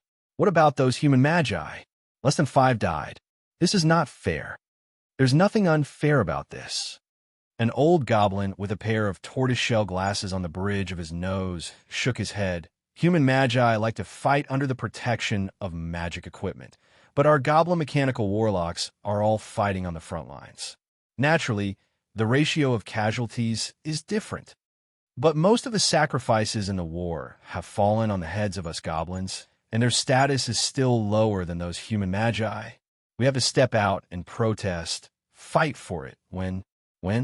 Now." The old goblin raised his hand to adjust the frame of his glasses, and a mocking smile appeared on his dark green face. "Are you sure you want to discuss the treatment of mechanical warlocks on the front lines with Lord Gargamel, when the war is at its most intense?" At the mention of the sinister and vicious Gargamel, the goblins who were shouting loudly just now immediately became mute and said, "Anyway, we have to fight for the benefits of our compatriots. Idiots. Benefits are obtained with blood and sweat, not by shouting loudly." A trace of pain flashed in the old goblin's eyes. "We can only choose to rely on the Crimson family now. If we want to fight for the benefits of the younger generation, we have to be brave and fight with actual achievements and contributions, and not think of ways to drag them down. Speaking up to this point, the old goblin raised his head and looked at the many people in the room and said earnestly, "I know that some of you here have already contacted the other party and received some promises. But I need you to think carefully. If the Crimson family is really defeated, as insiders, how do you plan to supervise the other party to carry out the previous promises?" The great goblin sage Cabby crossed his legs and sat high up in the seat of honor, allowing the two goblin beauties beside him to massage his shoulders. He smoked a thick cigar while quietly sizing up the few goblin leaders present. Deputy leader of the Blackwater conglomerate, James Ziney; Wallet, executive director of the venture capital company; Laser, head of the Musin business group; Mordkin, vice president of the Goblin Chamber of Commerce; Posh, chairman of the Magician Machinist Alliance; Wizard Locke, leader of the Violent Blood Group; Dussela, LaSalle. To be honest, those who could appear in this room were all powerful figures in the goblin race. Although the goblin factions mostly sent their assistants or subordinates, they could also fully represent the major forces behind them. In contrast, the Magician Locke and the Mechanical Warlock leader, Dussela, who were at an absolute disadvantage in terms of numbers and power, did not speak much. Instead, like the convener Cabby, they coldly watched the representatives of the major forces perform like clowns. Compared to the Blackwater conglomerate, the venture capital company, and the Musin business group, although the magicians and mechanical warlocks were still a minority, they represented the future of the goblin race. And at this moment, these fellows who had been deeply immersed and transformed by the sorcerer system were obviously not thinking the same way as their former comrades. As for the old goblin who represented the Goblin Research Institute's dean, he seemed to have a more comprehensive view than the other goblins, and seemed unwilling to get involved in the power struggle. And the few stupid goblins did not seem to understand this, and were still carefully probing the old goblin to see if he could provide some support in the goblin's righteous act of fighting for individual rights. Support? What kind of support? The old goblin narrowed his eyes and asked knowingly. Of course, it's the biggest bargaining chip we have in our hands. The goblin in the military uniform rubbed his hands nervously. I think, if it's possible, the old dean is willing to use the puppet dragon to slightly pressure those human sorcerers. When the words puppet dragon came out of the mouth of the goblin in the military uniform, the few goblin leaders present all raised their eyebrows, and their gazes became cold and sharp. This was the rhythm of wanting the goblins to be exterminated silently. The few goblin leaders looked at each other and began to consider their future path of retreat and development. Betray the Crimson family? This kind of thinking was a path of no return. After wandering the sorcerer world for so many years and broadening their horizons, it also made the intelligent and knowledgeable goblins more aware of the huge gap in power between the goblin plane and the sorcerer world. The goblin plane fell into the eyes of the sorcerers, and the fate of the goblin plane was also decided. To be honest, the goblin plane being able to fall into the hands of the Crimson family, who had a more gentle and open-minded way of ruling, was already their greatest fortune. If they were slightly unlucky, if it were any other Magus family, it would definitely be an all-out invasion, and they would be exploited and squeezed dry. As for recognizing the goblins as citizens and giving them a chance to integrate into the Magus system, these actions had never been taken by other Magus families. Citizens and slaves. The difference in status between the two was something that all the field goblins were well aware of. Hence, when they saw that the Crimson family was in trouble, they chose to betray them and rely on another powerful Magus family. This sounded good, but if they really put into practice, the entire goblin race would be dragged into the abyss of death. The other party urgently needed to get rid of the influence of the Crimson family's rank 4 magical golem dragon, which was why they promised so many benefits. However, if the goblins really changed sides, how could they compete with the human magi of the other family? Would the other party really give goblin magi the same status and treatment as human magi? After taking away the magical golem dragon, would the other party allow such a powerful magical machine to remain in the hands of the goblins? Would the goblin race obtain freedom and power that far exceeded what they had now? After being influenced by the knowledge of the new world, the goblins who had stepped out of the plane were no longer frogs at the bottom of a well. They had a deep understanding of the bloodshed and cruelty of the competition in the plane world. How could they be like those idiots who were deceived by the benefits and beautiful scenery that the other party described? The goblin secret meeting quickly ended in a fruitless debate. When those idiots went out to enjoy themselves under the escort of a group of goblin beauties, the few bosses who could truly decide the future of the goblin race gathered together again. It's very clear. It's the Musin merchant group that's causing trouble. Agreed. However, in my opinion, there are also some goblins in the venture capital company that need to be cleaned up. Let's report this to Lord Gargamel. I'll try my best to obtain the right to act. This way we can minimize the damage to our people. Chapter 1006. The Tower of Destiny. The Tower of Destiny had been shrouded in the Dragonbone wasteland for a day and a night. Ever since night fell, the top of the Tower of Destiny, which had always been silent and reserved, seemed to have been lit up like a huge torch, emitting a dazzling light that made one dizzy, piercing through the fog and charging into the sky. Inside the Tower of Destiny, many witches of destiny were gathered in the astrology hall, trying their best to guide the power of the stars to a lost wanderer far away. The fog of destiny that shrouded the Tower of Destiny was obviously not the work of the witches of destiny. When the destiny beacon pierced through the sky and shot into the distant void, the fog of destiny rolled and trembled as it gathered, seemingly trying to cut off the beam of light. The mist of destiny and the light beam intertwined, causing the sky above the Dragonbone wasteland to change color. The two powerful forces of destiny collided, intertwined, and annihilated each other, forming fragments of destiny and chaotic vortexes of destiny that scattered in all directions, almost bringing disaster to the natives living in the Dragonbone wasteland. Even the Tower of Destiny had to put up a force field to protect itself from being destroyed by the collision of the two forces of destiny. When the terrifying torrent of destiny surged in the sky, the world that had been sleeping quietly suddenly pulsated and shattered the external destiny force that was added to its body with a tyrannical will. As if a bucket of kerosene was suddenly poured on a torch, the bright light beam shot out by the Tower of Destiny suddenly became 10,000 times brighter, turning into clusters of light arrows that pierced through the sky, instantly dispersing the deathly white fog that shrouded it. Above the void, a woman's pained and angry groan could be vaguely heard. Following that, the external destiny force slowly left the northern lands, left the sorcerer world, and dissipated in the endless energy storm.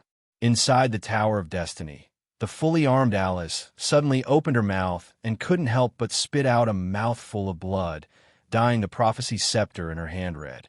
Her frail body swayed a few times, but she finally gritted her teeth and steadied herself. The elemental fairy, Helen, fluttered anxiously beside her, constantly waving her little magic wand to buff her with one buff spell after another.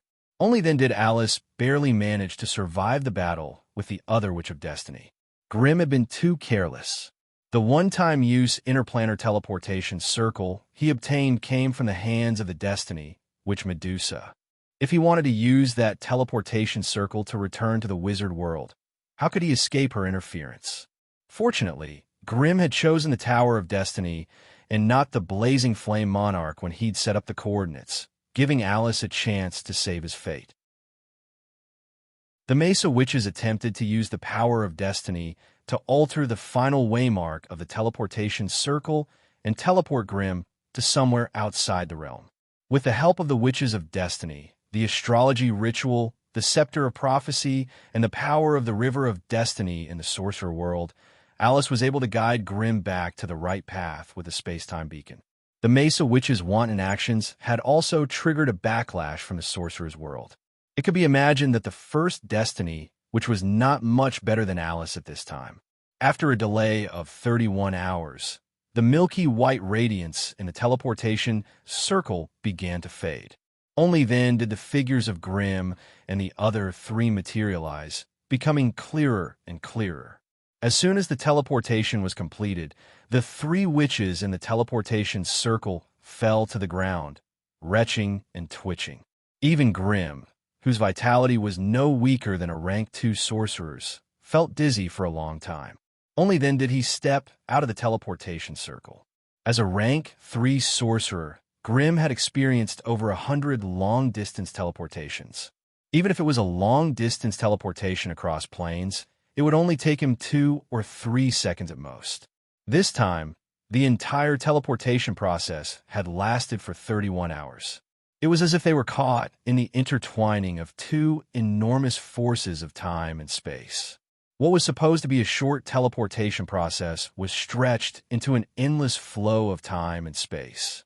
Grimm and the other three were caught up in it, and it could be said that they were in a miserable state. If they hadn't been protected by powerful spells, just the tearing and stretching of space-time power would have been enough to leave a terrifying injury on their spirits that would never be healed. Waiting outside the teleportation formation were naturally Alice, Helen, and Chef, who had rushed over.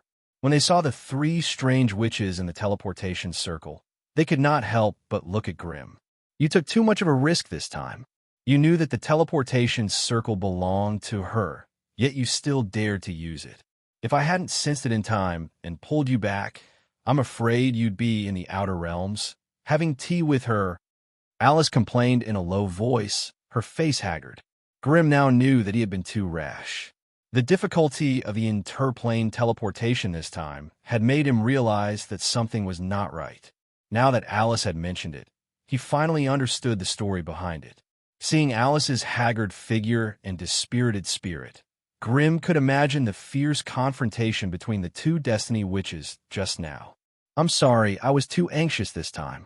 Grimm took a step forward and gently wrapped his arm around Alice's waist, letting her lean on him.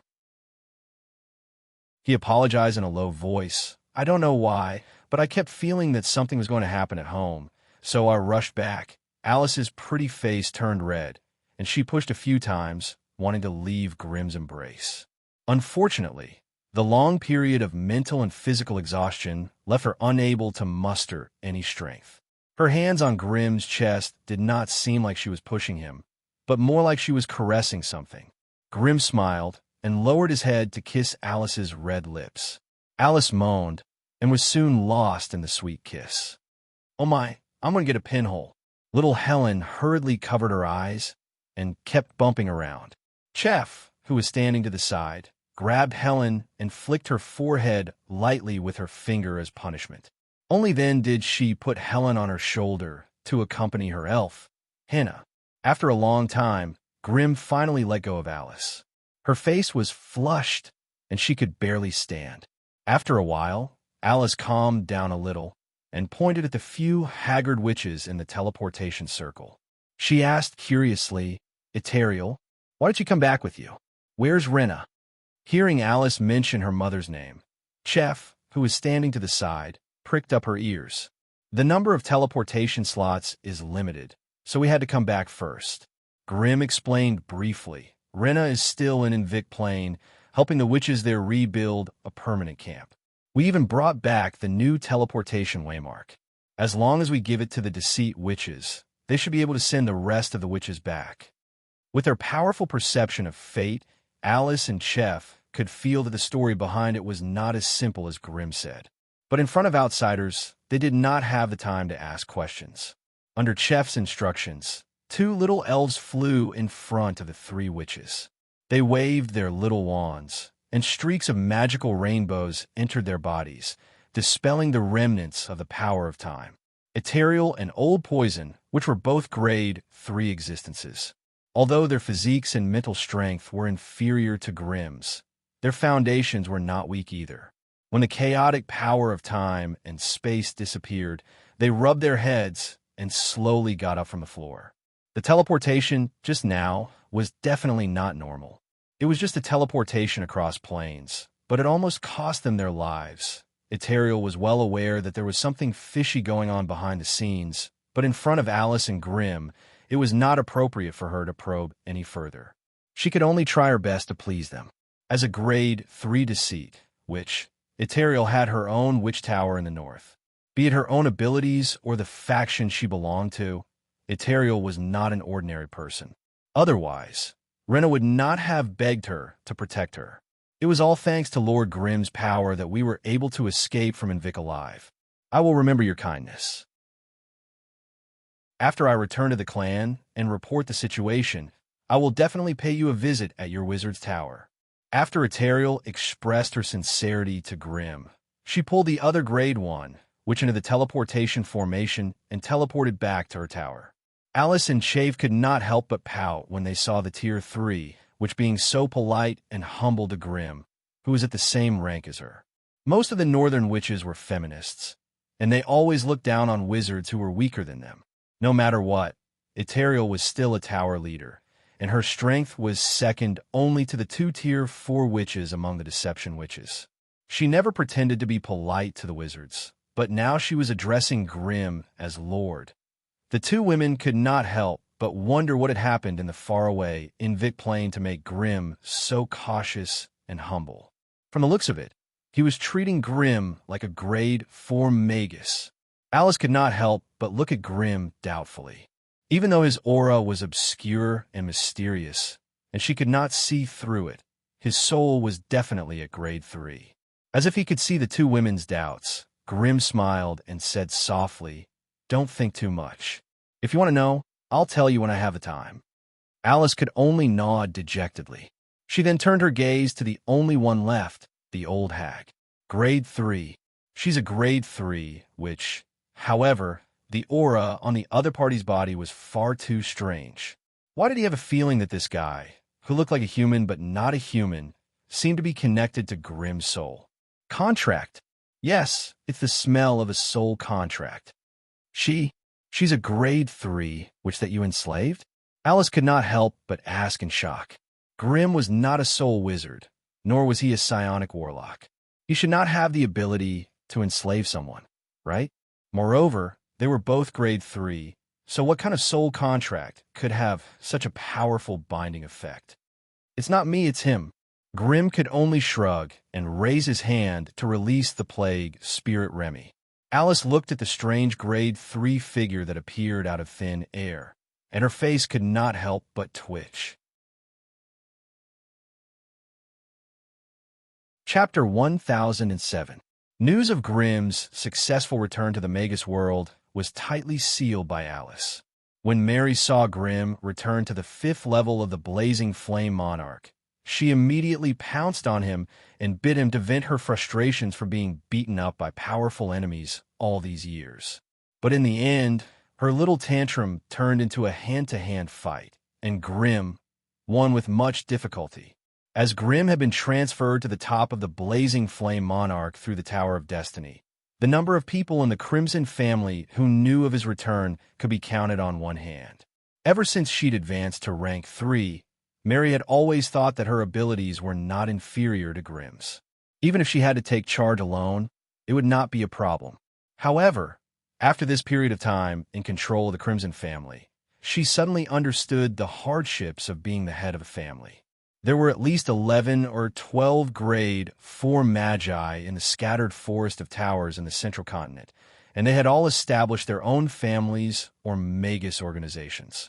However, there were only 5 large magus families in the scattered forest of towers. Why? The only reason was that the development of a family required too much effort from the magi. Many wizards established families to protect their bloodline descendants, or to collect rare resources and witchcraft items.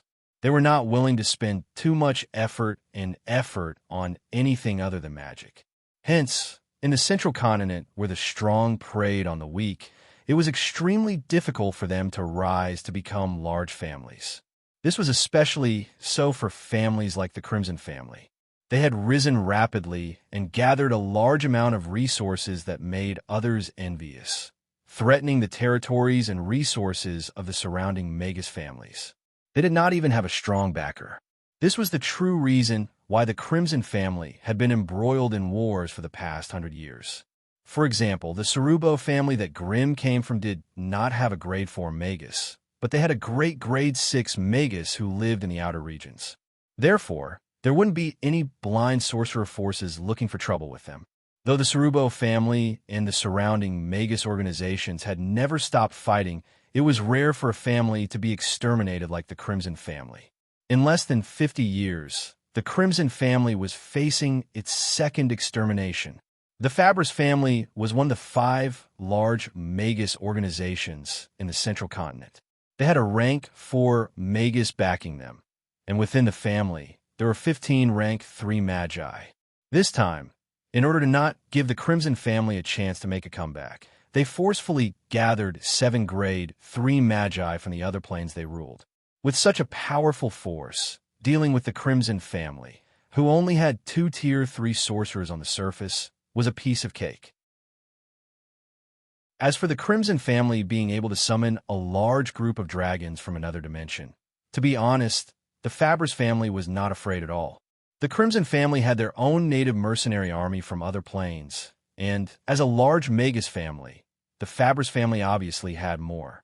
As the battle line drew closer and closer to Pine Tower City, the resistance they encountered from the Crimson family grew more and more intense. The famous foreign army of the Fabris family also began to appear one by one. The first to appear was naturally the Frost Giant army. One of the secondary planes that the Fabris family occupied was obviously a world of ice and snow, and thus formed a powerful army purely made up of frost giants. The frost giants belonged to a cold subspecies of the giant race. They looked like abnormally stout and muscular humans. They were usually around 5 meters tall, with frosty white skin and light blue braids. The frost giants also had a gender, but regardless of gender, they were all strong warriors of the past. Some of the stronger frost giants could even master all ice spells without a teacher, becoming a different kind of ice magus. Although the combination of spells was a little monotonous, the attack power and range were very shocking. Fortunately, the probability of a frost giant wizard being born in a frost giant tribe was still very low. Therefore, in the 500 frost giant army that the Fabris family sent to the battlefield, there were only 7 frost giant wizards. However, when this frost giant army stepped onto the battlefield, the pressure on the Crimson family suddenly increased. It couldn't be helped. Although most of the frost giants were only warriors, they still knew how to use simple frost armor and frost gas. Furthermore, when these 2 extremely simple spells were used together with their brute force, they were even more difficult to deal with than the frost giant wizards. When the 500 frost giant warriors, who were more than 5 meters tall, had tall and sturdy bodies with solid and dense muscles, and were wrapped in a bone-chilling frost armor, waved their powerful enchanted battle axes, and roared as they rushed onto the battlefield. The Crimson family's defensive line was torn apart in an instant, and it was difficult to protect the front and the back. When those 3-meter-tall metal magic machines lined up in a row and spat out a stream of metal bullets at the frost giants, the frost giant warriors used their thick and sturdy arms to cover their faces and throats. They ignored the continuous stinging pain on their bodies and rushed in front of the metal magic machines in one breath. Only then did they roar and wave their huge battle axes, sending the magic machines flying into the air. A large dent could be seen on the chest of the metal magic machines. The originally indestructible shell at the bottom of the dent had shattered into pieces and was falling down to the ground, revealing countless strange magic machine parts that were spinning crazily inside. Dense cracks also appeared on the edges of the dent, extending all the way to the back of the machine that could not be seen. While still flying in the air, the magic machines could not withstand such a great force and disintegrated in the air.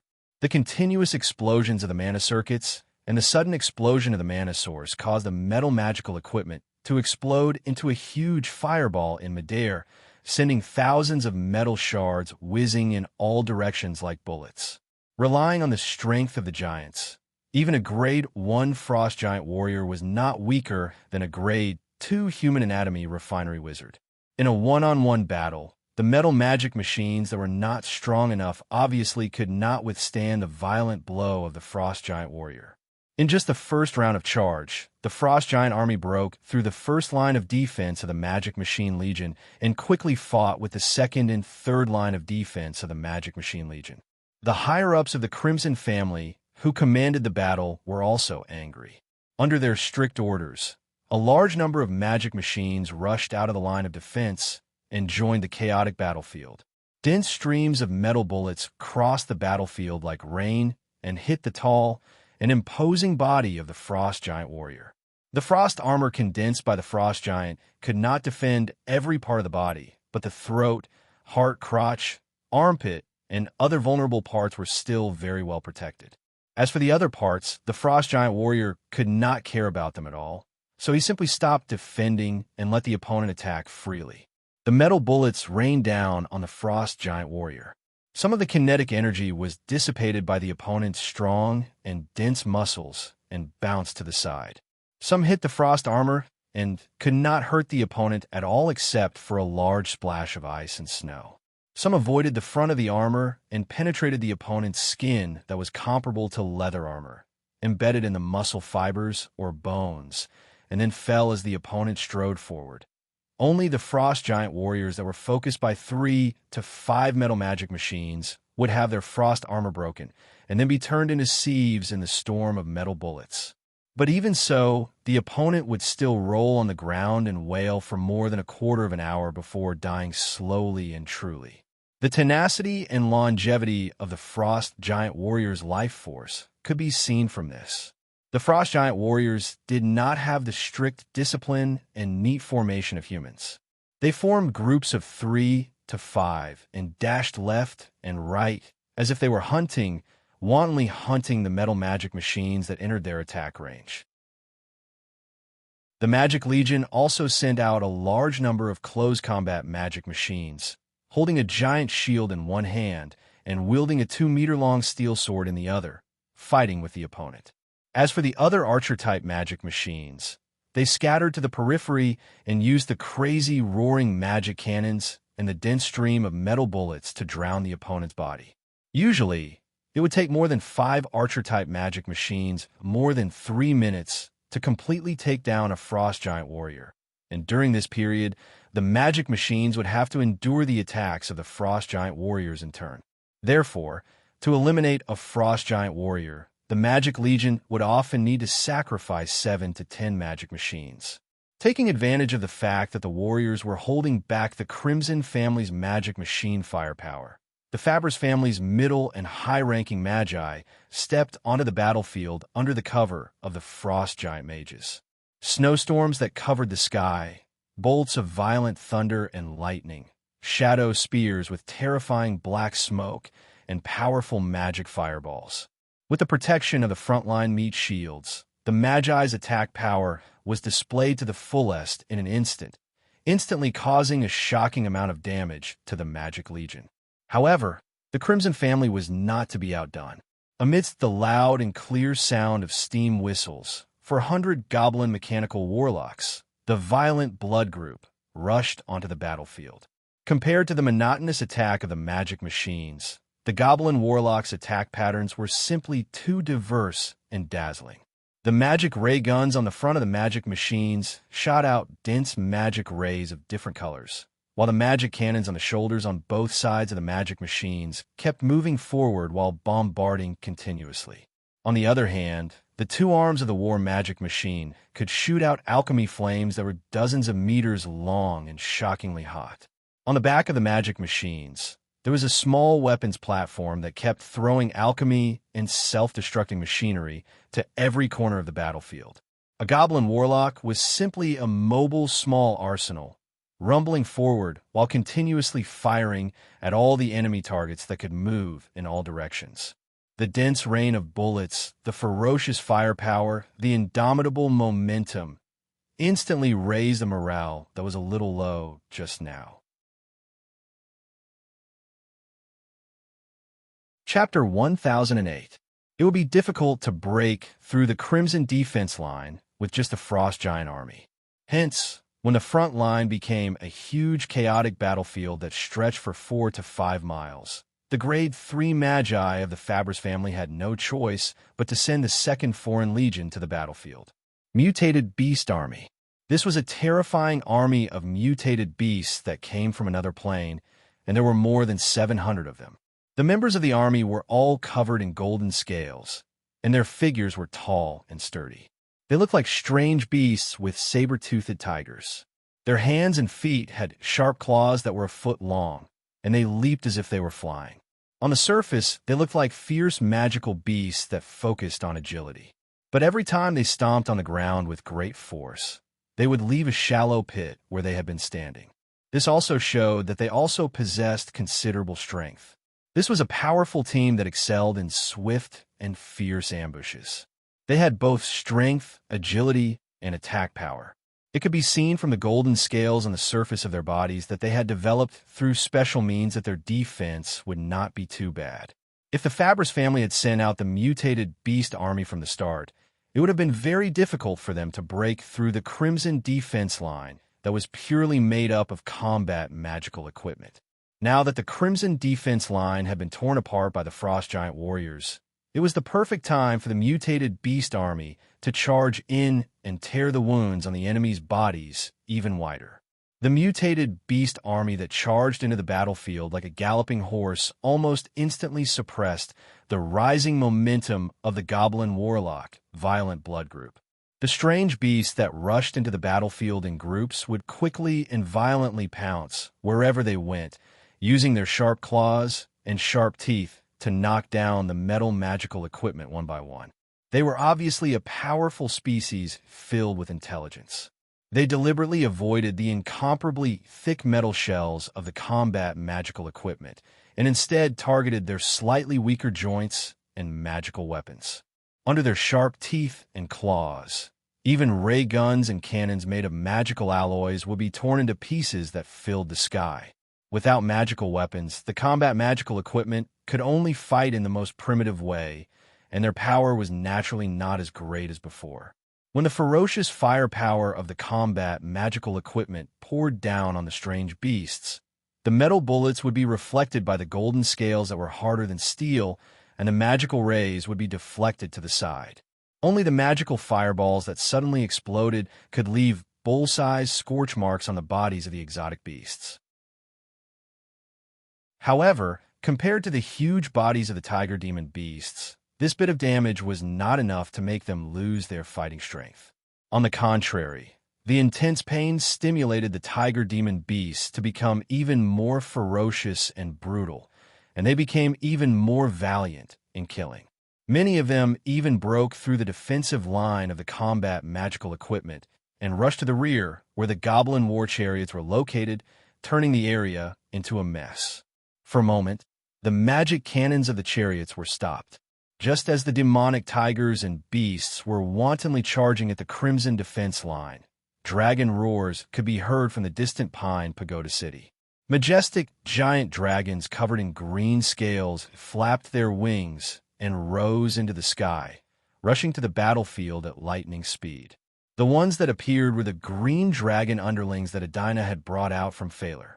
Although they were only rank 1 or 2, with their abundant draconic aura and innate talent as a predator, they were still far above the group of modified wizard beasts. Yes, this group of tiger demon beasts was not a native species born naturally in this plane. They were mutated beasts that the Magi of the Fabris family had bred using several powerful magical beasts from other planes. Even if the Magi had combined all sorts of methods to give them powerful defense, attack, and decent regenerative abilities, they could not change the fear and cowardice that was etched in the depths of their souls towards creatures like dragons. When the 7 green dragons' abundant draconic aura spread across the battlefield, let alone the tiger demon beasts, even the frost giants were a little afraid. They no longer had the valiance and courage they had before. On a wooden floating ship far behind, 7 Grade 3 Magi were closely observing the battlefield, either through crystal balls or using the Eagle Eye spell. When the green dragons charged into the battlefield and caused chaos among the 2 foreign troops, 2 of them couldn't help but groan. It was obvious that they were in charge of the Frost Giant Army and the Mutated Beast Army. Although the foreign troops they were in charge of had decent attacks, they obviously had a huge flaw. The eyes of the two magi in charge flickered, obviously considering how to strengthen the troops under them. Since the other side has released the dragons, we should send out the Gargoyle Army. The leader was a grade 3 old man in gold-lined robes. He turned his head, his eyes landing on a young female magus with a golden ring on her head. "Diana, it's up to you now." "Don't worry, Lord Kagan." The young female magus smiled sweetly and turned to walk to the side of the wooden ship. She placed her hand on the golden ring on her head, and a strange spiritual force rippled through the air. In a hidden valley 10 miles behind the battlefield, there was a group of elite magi carefully stationed there. When the Tier 2 sorcerer in the lead received the command from his superiors, he immediately issued another command. Immediately, the black-armored guards dashed into the valley and opened one massive wooden chest after another. Each chest was covered in mysterious runes. The wooden chests were densely packed, and there were at least 200 to 300 of them. When the seals on the surface were removed, the magic sealing chests exploded one after another. Then, strange, grayish-green creatures flew out of the chests, whistling as they flew toward the battlefield. The appearance of these strange creatures immediately attracted the attention of both sides, especially the Crimson family's side. They adjusted the eyeball mecha hidden high in the clouds, secretly investigating the enemy. "Gargoyles, they're gargoyles. They must have prepared them for our dragons." The higher-ups of the Crimson family cursed, but there was nothing they could do. Gargoyles were not particularly powerful puppets, so there was no need for them to be so worried. However, the gargoyles in front of them, from the strange stone they were made of to the magic runes on their hard stone bodies, were all different from the others. As creatures created by magic, they had no intelligence, so there was no need to worry about being affected by the dragon's might. 270 high-grade, grade 1 gargoyles flapped their heavy stone wings. On their ugly, ape-like faces, the two emeralds embedded in their eye sockets emitted a sinister, cold glint. As soon as they appeared, they went straight for the 7 green dragons. There were so many of them that their 2-meter-tall bodies almost covered half of the sky. Facing the army of gargoyles, the 7 green dragons raised their necks and roared, pulling their bodies up and returning to the sky. After circling for a while, they retracted their wings and dove at high speed towards the gargoyles. The gargoyles' bodies were carved from large, strange stones. Coupled with the strange magic runes on their surface, their bodies were so strong that they could go head-to-head with the steel puppets. However, the steel puppets could not fly, but the gargoyles could. Although they flew slowly and did not fly high, they still managed to fly into the sky. When the green dragons formed a dense formation and dove down, the gargoyles continued to fly slowly under the control of the magi behind the scenes. They had no intention of dodging the green dragon's attack. The 7 green dragons dove down at high speed. When they were only 300 to 400 meters away from the gargoyles, they opened their mouths and spat out a thick pillar of green smoke. Their bodies tilted to the side and slid past the gargoyles. They took the opportunity to swing their necks and use the green smoke to drown out most of the gargoyles. This was the venomous breath of the green dragons. Seeing this scene, the Magi from the Crimson family could not help but frown, while the Magi from Fabra's side laughed coldly. Gargoyles were afraid of poison? What a joke. The green dragons in front of them were country bumpkins who had come from a remote plane. They had obviously never seen strange creatures like the gargoyles before. Thus, they chose a completely wrong response.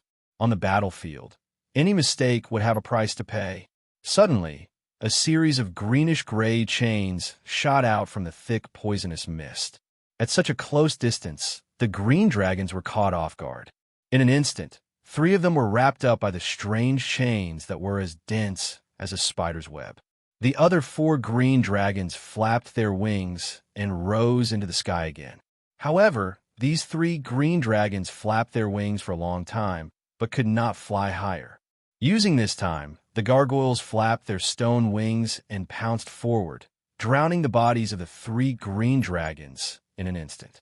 Although the green dragons had powerful flying abilities, when their wings were wrapped up in chains and their bodies were covered in abnormally heavy stone lumps, even they could not support themselves anymore. They raised their necks and screeched as they fell from the sky. Thump, thump, thump. 3 strange sounds rang out, and 3 huge craters were smashed into the wasteland below. Before the huge pillar of dust could disperse, the strange sounds of giant dragons and gargoyles fighting could be heard. Seeing this, the giant emerald dragon Aratina, who was at the back of the battlefield, was furious. She raised her neck and let out a long cry, planning to rush into the battlefield to save her subordinates. However, she was stopped by Mary. "These 3 subordinates of yours are finished. Even if you go, you won't be able to save them," Mary said coldly. "If I were you, I'd quickly inform those idiots to stop fighting with those gargoyles. Otherwise, your subordinates and you will all be lost there." Aratina was furious upon hearing that. She flapped her wings and wanted to scold Mary. However, in this moment of delay, the 4 green dragons on the battlefield saw that their companions were trapped and dove down again.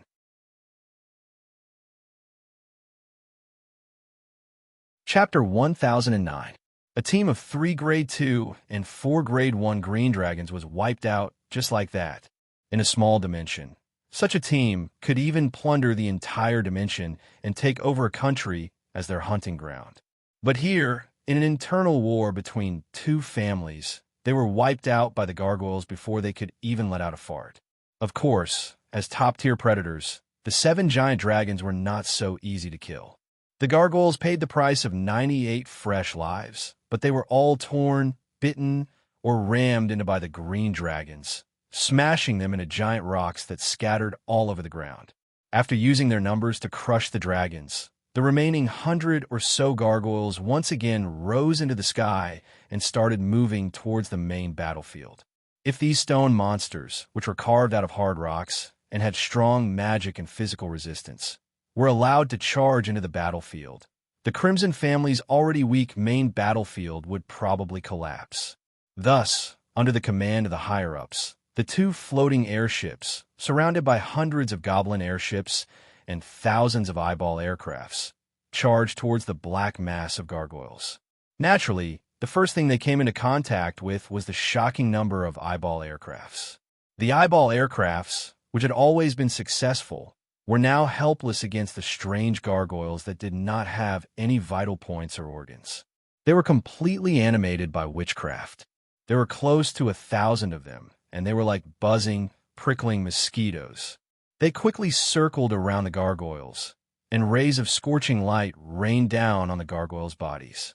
Unfortunately, the gargoyles had no flesh or vital points. The rays of scorching light landed on their bodies, but other than leaving tiny red dots, they could not even scratch off a piece of stone. On the contrary, many eyeball aircrafts were too close to the gargoyles and exploded into small fireballs by the gargoyles' hard claws and stone wings. Then, scattered metal parts fell down like rain. Facing the gargoyles, who had thick skin and were resistant to both physical and magic, it was unwise to fight them head-on. Thus, the floating airships and goblin airships took advantage of the gargoyles' slow speed and hovered around them, continuously bombarding them with magic cannons. Magical fireballs the size of a human head exploded in the midst of the gargoyles, causing them to spin and fall to the ground. Their bodies were also covered in stone dust. However, the magic resistance of this batch of gargoyles was indeed shockingly high. After falling for less than 10 meters, it stabilized its body and once again flapped its stone wings to fly up leisurely. Furthermore, the gargoyles no longer flew as densely as before, as if realizing that the other party couldn't harm their bodies. Instead, they spread out like a large net, splitting into a dozen teams and pouncing at the 2 giant floating ships from different angles. If they managed to get onto the airship, an intense hand-to-hand battle would probably break out. The 2 airships slowly retreated in the air as they deployed the combat equipment in the cabin. A large number of shield bearers rushed onto the flight deck and got into formation, ready for any possible boarding maneuvers from the other side. Wizard Locke, who was on one of the goblin airships, was also fighting with all his might. Under his command, the magic machine that had been upgraded to Form 3 transformed into a sniper. From its body, it extended an extremely long magic cannon, specifically aiming at the roots of the gargoyle's stone wings that were chasing the goblin airship. Unfortunately, after 3 consecutive shots, other than a bit of powder, there was nothing else. The gargoyles were not stupid. Seeing that the enemy was attacking their weakest stone wings, they immediately changed direction and used their bodies or claws to block the incoming magic fireballs. Originally, with the speed of the gargoyles, it was impossible for them to catch up to the goblin airships. However, when all the gargoyles scattered like this, they occupied a large space of the battlefield, leaving less and less space for the goblin airships to circle around. At the edge of the battlefield, there were already 3 or 4 goblin airships that were forcefully boarded by the gargoyles. After a fierce battle, the airships exploded into giant fireballs. In such a violent explosion, the goblins, wizards, and acolytes on the airships naturally could not escape. However, the gargoyles rushed out of the fireballs, their bodies scorched black, and continued to join the ranks of the Crimson Air Force. Be it the goblin guns that shot metal bullets or the cannons that shot magic fireballs, none of them could cause any effective damage to the gargoyles. Therefore, the entire Air Force could only retreat as they fought. Hundreds of gargoyles were chasing them all over the sky, and the scene was extremely chaotic.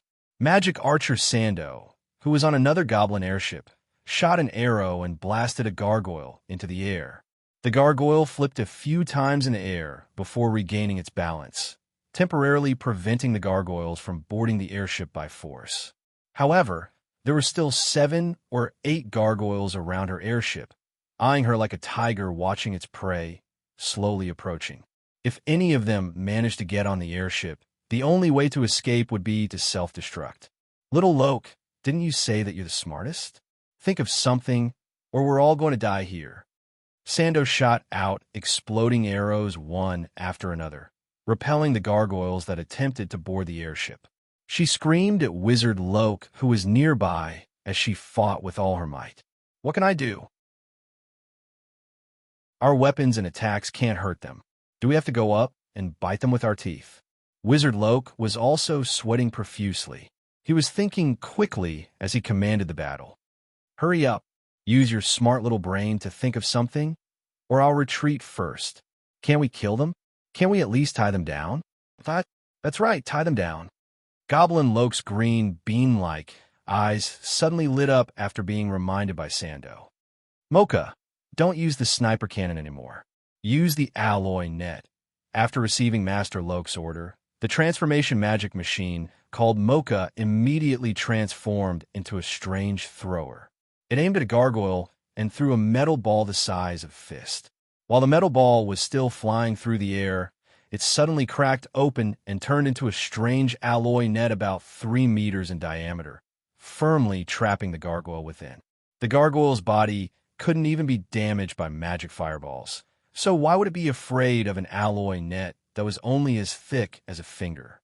But unexpectedly, after its wings and body were entangled, even though the gargoyle struggled with all its might and tore apart a portion of the net, its entire body still spun uncontrollably and plummeted down like a solid top. A dull thud sounded. A tall pillar of dust rose from the ground. The gargoyle's falling body created a 1-meter-deep pit. It struggled for a long time before it could climb out. Even though most of the alloy net in front of its body had already been torn apart, its wings were still tangled together by the broken alloy steel wires. With its clumsy and short limbs, it would be a bit difficult for it to turn around and tear apart the alloy wires. Hence, after struggling for a long time, the gargoyle didn't return to the sky. Wow. That's great, little Loke. That's a great idea. Magic Archer Sando couldn't help but cheer. If you were by my side right now, I'd definitely give you a big kiss. Not far away. The goblin Loke blushed for no reason. He hurriedly covered his embarrassment with a busy battle. While fighting, Little Loke quickly reported his idea to the few higher-ups of the Scarlet, who were overseeing the floating airship. In less than a quarter of an hour, they used the small metal forge inside the floating airship to produce a shocking amount of alloy wire nets. Hence, all the goblin airships stopped attacking in vain. Instead, they all threw alloy nets, alloy chains, and alloy wires of various sizes. In an instant, hundreds of gargoyles were tightly entangled by the iron wires and nets of various sizes. In the next moment, they could only struggle and fall from the sky, smashing deep holes in the ground. This absurd scene was naturally witnessed by the Magi of the Fabris family. The few Grade 3 Magi on the floating wooden airship couldn't help but frown at the same time. Creating this batch of powerful gargoyles that were resistant to both physical and magic had cost the family a lot of resources and expenses. They had originally hoped to turn them into heavy cavalry that could travel skies. However, if they were restrained by the other party using such a cheap method, then the family's painstaking efforts would be wasted. This was especially so for the young Grade 3 Magus who wore a golden ring on her head and commanded the gargoyles at the back. Her face was green and white, and she was furious at the clumsy performance of her subordinates. However, while the other Magi could stand at the side and laugh, as the person in charge, she could only try her best to save her stupid subordinates. Under the command of her formless mind ripples, an elite team of Magi at the back of the Fabris family rapidly broke into the battlefield, heading straight for the group of gargoyles that could not fly and could only climb clumsily on the ground. From the looks of it, they seemed to want to free the other party from the cobweb-like alloy wire entanglement. How could the Crimson family, who were high up in the sky, let them do as they wished? Hence, a large number of eyeball fighters swarmed over, using a violent rain of scorching rays to quickly engulf their figures. Even more combat magical machinery were shot down by the floating airship and the goblin airship. Once they landed, they madly pounced on this team, not allowing them to get close to the gargoyles at all. Hence, a new battlefield appeared on the flank, and it quickly became white-hot. However, at this moment, there were some surprising surprises and changes on the main battlefield. The Frost Giant Army and the Mutated Beast Army were somewhat unable to withstand the Crimson family's offensive and began to show signs of decline. They started to retreat step by step.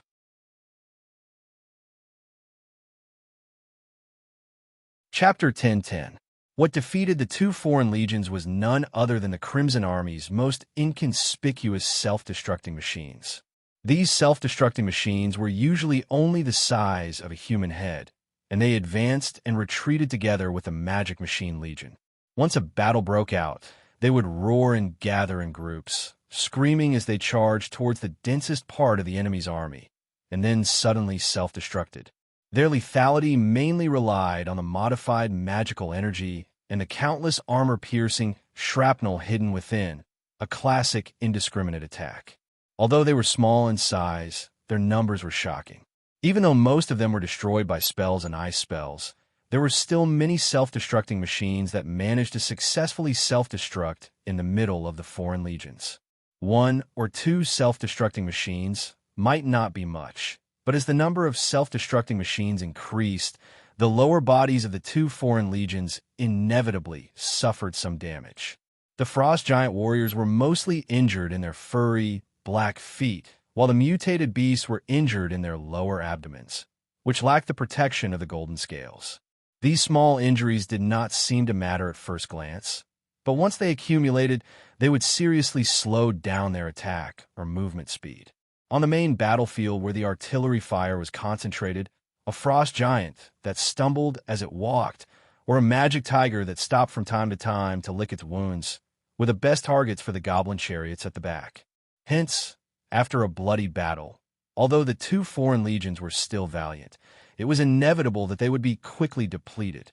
Seeing that the front line was about to devolve into a battle of attrition like a magic crystal black hole, the 7 Magi of the Fabris family could not help but feel anxious. The Fabris family was indeed tens of times stronger than the Crimson family, and their various resources and Magi were incomparable. However, The larger the family business, the more magi they needed. These foreign legions were the trump cards of the Fabris family, hidden in the various secondary planes, and also the main battle force to suppress the family's businesses. If they suffered too many losses in a short period of time, and the new forces could not be replenished in a short period of time, it would have an unpredictable and serious impact on the secondary planes that the Fabris family occupied. For the first time, the 7 magi of the Fabris family could not help but look at the Crimson family in a higher light. The other party had risen to prominence less than 100 years ago, but they were able to contend with the Fabris family that had been accumulating power for thousands of years. This was sufficient proof of the other party's powerful management ability, as well as their awe-inspiring battle potential. Moreover, even though the war was so intense, the enemy still didn't send the dragon puppet to the battlefield. This also proved that the enemy had not reached the point where they could not hold on any longer. It also indirectly reflected the enemy's terrifying battle potential. In the face of such an opponent, the magi of the Fabris family present could only discard their past arrogance and bring out the courage to fight against a strong enemy. After exchanging glances with each other, the 7 Fabris family's rank 3 experts tidied up their equipment in silence. Then, they flew out of the floating wooden ship and headed towards the main battlefield that was still bathed in blood. Below them, groups of elite magi emerged from their hiding spots, forming a mighty torrent that surged towards the main battlefield.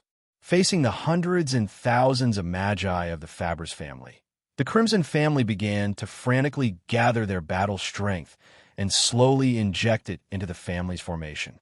Meanwhile, in the distance, the towering magical puppet dragon outside of Songta City was also spitting out massive amounts of steam as it approached the main battlefield with earth-shattering steps. The 3 floating ships, one of which was in service at the White Tower, also began to descend and hover above the Crimson family's formation, shielding them from any possible threats that might come from the sky. On the ground, 400 goblin chariots formed 4 artillery formations, continuously bombarding the enemies that were flaunting their prowess on the battlefield. From the goblin chariots, the floating ships, and Pine Tower City, the number of battle magic machines that had gathered had reached 1,262. They stood in front of the goblin chariots, forming a dense and well-organized defensive line.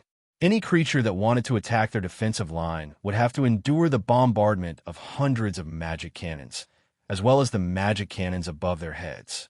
And this did not include the 763 battle magic machines and the 326 goblin warlocks from the Violent Blood group that were fighting on the bloody battlefield. The 2 Magus families were trying their best to gather their forces at the front lines of the battlefield, but they did not rush into the battle. Instead, they slowly gathered at the edge of the battlefield, intending to form a powerful force that could suddenly break through the enemy's defensive line. All sorts of Magus troops appeared one after another, displaying a completely different style of clothing. There were cavalrymen riding on ferocious magic colts, wearing anti-magic armors, and holding lightning tridents in their hands. There were also archers with strong and sturdy bodies, carrying strangely shaped rune longbows on their backs. There were also large groups of birdmen with strange wings on their backs, wearing soft armors and holding magic wands in their hands. All of them emanated a strong or weak magical aura, the weakest of them having the basic strength of a high-level acolyte. In a small family, these people would be the family's reserve force that was nurtured with all their might. But here, they were trained by the Fabris family into a strange army. Yes, the Fabris family had trained them using the methods of a secular army and equipped them with the corresponding magic equipment. At certain times, these acolyte warriors could combine their own strength with the magic equipment and display a terrifying battle power that was not weaker than an official magus. Perhaps this was the true reason why the Fabris family trained them so hard. One had to know that in the magus world, the amount of time and resources needed to successfully nurture an official magus was enough to make ordinary magus families flinch at the thought of it. But throwing this time and resources onto acolytes who had no hope of advancing was very easy to obtain a large amount of basic battle power. However, compared to official magi, these acolyte warriors only had the same battle power, but did not have much hope of advancing. It was very difficult for them to provide the family with high-grade magi. Therefore, most large magus families still mainly nurtured official magi and supplemented it with this kind of accelerated magus troops to make up for the family's lack of basic battle power. After all, the Crimson family had only risen to power for a short period of time. They did not have enough time, energy, and resources to nurture and build a team of wizard beasts, foreign troops, or magi that belonged to the Crimson family. Only the gnome warlocks, the violent blood group that had just appeared, had a hint of a magus troop, while the dragons in the Lance Dimension had a hint of a foreign army. As for the team of wizard beasts, not even a shadow of them could be seen within the Crimson family. At this point in the war, both sides seemed to be going all out. Thus, the situation of the war gradually escalated, gradually turning into a decisive battle between the Fabris family and the Crimson family. Behind the Crimson family was the last remaining city, Pine Pagoda City. If they lost the war, all of the Crimson family's territories, resource points, and the manpower they had painstakingly accumulated in the Alobis region would be destroyed in an instant. Even though they could retreat to the last family wizard's pagoda, that also meant that the glory and reputation the Crimson family had painstakingly built up would forever be lost. The competition in the magus world was extremely cruel and realistic. Once the Crimson family became a weakling that could be bullied by anyone, all those who had conflicts of interest with them in the past would gather together and devour what little resources the Crimson family had left. They would definitely not give the Crimson family any chance of making a comeback. As for the Crimson family's descendants left in the White Tower in the north, if they wanted to thrive under the noses of the Northern Magi, they would have to experience a bloodbath no weaker than the one in the central part of the continent. After the raging waves that the Crimson family was facing, they could faintly sense the existence of a powerful mastermind behind the scenes. For the Crimson family to be able to occupy an entire region by themselves, it was enough to show their powerful vitality and vitality.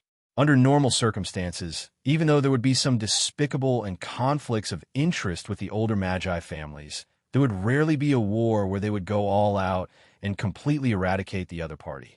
Even though the Fabris family could take the opportunity to occupy the entire Alobis region after destroying the Crimson family. However, since the start of the war, the number of Magi and armies that the Fabris family had lost on this land was gradually approaching the limit of what they could endure.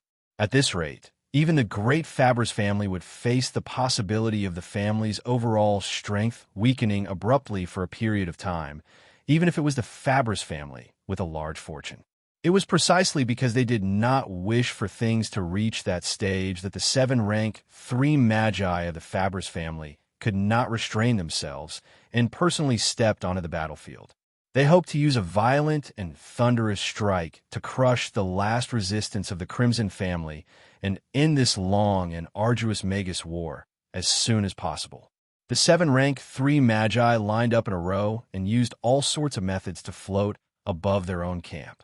That incomparably violent and biting cold aura condensed into a formless willpower that heavily suppressed the Crimson family's camp. On the other hand, apart from the 2-rank 3 Magi, Mary and Olina, who stood proudly in the air, facing off against the other party coldly, there were no other rank 3 Magi. Whether it was their aura or numbers, they could not compare to the Fabris family. You must be Magus Mary, right? The rank 3 male Magus Shamu of the Fabris family stepped forward, smiling as he looked at the bright red Magus who was flapping her bat wings and floating in the air. All the forces that the Crimson family can muster are already here. If you fail, all of you will lose everything. Not only will you lose your family, you will also lose your resources. You will not even be able to establish a foothold here. So surrender. As long as you are willing to surrender, I will ask Lord Declan to give you the best treatment. When that time comes, You will still be respected magi, and you will still be able to walk freely under the sky. Why not? Persuade us to surrender? The incomparably beautiful Mary giggled. What's so funny? A female magus of the Fabris family stood out and said coldly, don't even think about resisting. Otherwise, not only will you lose everything after you are defeated, even your lives and souls will not be able to rest in peace. Hee, you are talking about the wrong person. Mary continued to giggle. The Crimson family is not mine, but his. If you want to persuade us to surrender, you should talk to him. As soon as Mary's voice fell, a powerful pillar of fire shot into the sky from the floating airship above the Crimson family's camp, and an imposing human figure stepped out from within.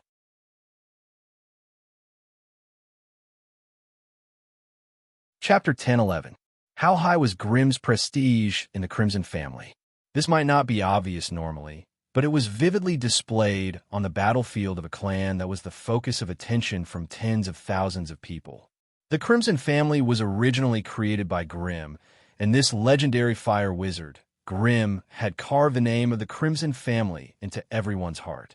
The Crimson family was Grimm, and only Grimm could truly represent the Crimson family.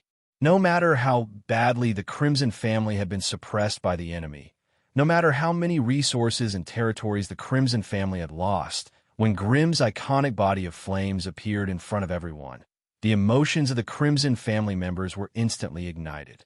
Loud cheers rose into the sky like a tsunami, as if resonating with everyone's emotions. The flames on Grimm's tall body of flames spread in all directions, condensing into an exquisite and gorgeous red armor that covered Grimm's tall and sturdy body. Following this, Grimm's deep and familiar voice resounded in the sky. Hello everyone, I'm back. This simple sentence instantly caused an uproar in the entire battlefield. Whether it was the gnome warlocks in the midst of blood and fire, the gnome cannoneers guarding the turrets of the gnome chariots, or the family magi at the front lines preparing for a bloody battle.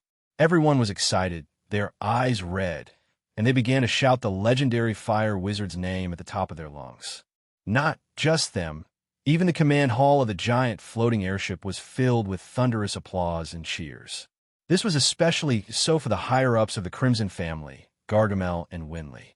Their eyes were brimming with tears, and they also shouted at the top of their lungs. They had been holding on for so long.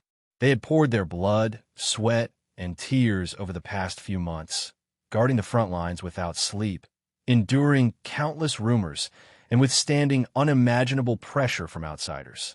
What was it all for? It was all for the return of Master, Teacher, to preserve the strength of the Crimson family, to return a relatively complete Crimson family to Grimm.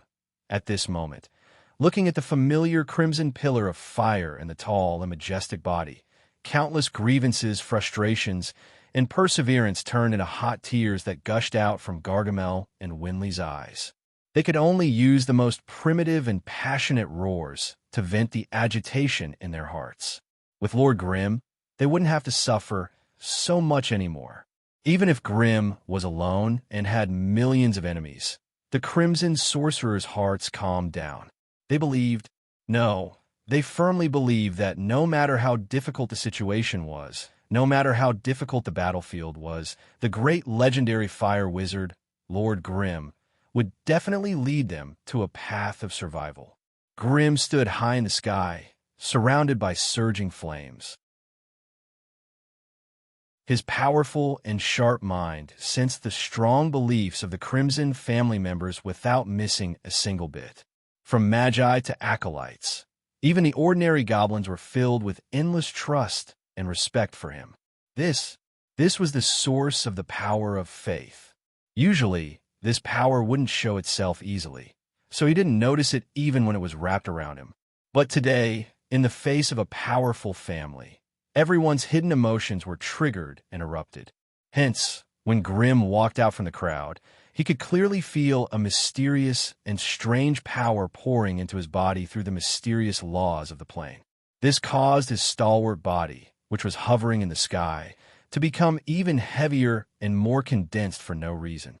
In the eyes of his enemies, the legendary fire wizard who had walked out from the crowd and was slowly walking towards them seemed to be connected to the heavens and earth. His entire being was wrapped in a terrifying aura that could cover the heavens and earth, slowly pressing down on them. This caused their hearts to sink and their spirits to be suppressed. The battle intent that they had just gathered could not help but waver and tremble. The ordinary magi and warriors naturally didn't have such a detailed and realistic feeling. They could only vaguely feel that the fire wizard's aura was getting stronger and stronger, his figure growing larger and larger, and that it was impossible for them to defeat him.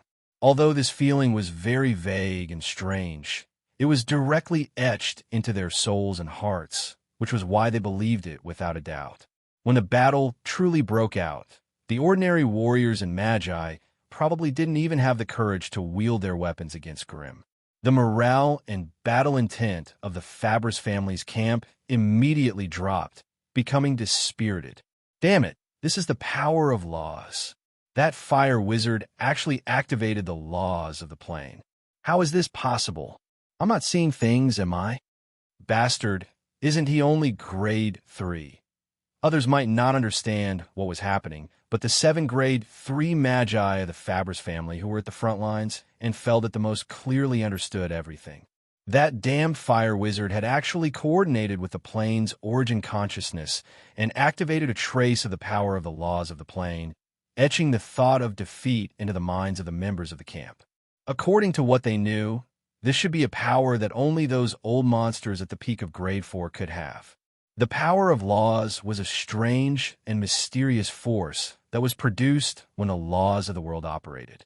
In comparison, the power of laws was just a representation and extension of the power of laws, just like the skin on the surface of the human body. The true source of power was the bones, tendons, and organs hidden under the skin. However, what people saw was always the layer of skin that was wrapped around the outside. Only the power of laws represented the fundamental power of the world's operation and structure. The laws of the world were forever hidden from the senses of living beings. Without the help of the power of laws, it was impossible for the beings of the plane to come into contact with the laws of the world. Hence, in order to grasp the power of laws, one had to first understand and control the power of laws. After being fully immersed in the power of laws, the individual magus, who were 1 in a billionth of the life and matter of the plane, had the hope of coming into contact with the profound and mysterious power that represented the fundamental laws of the world.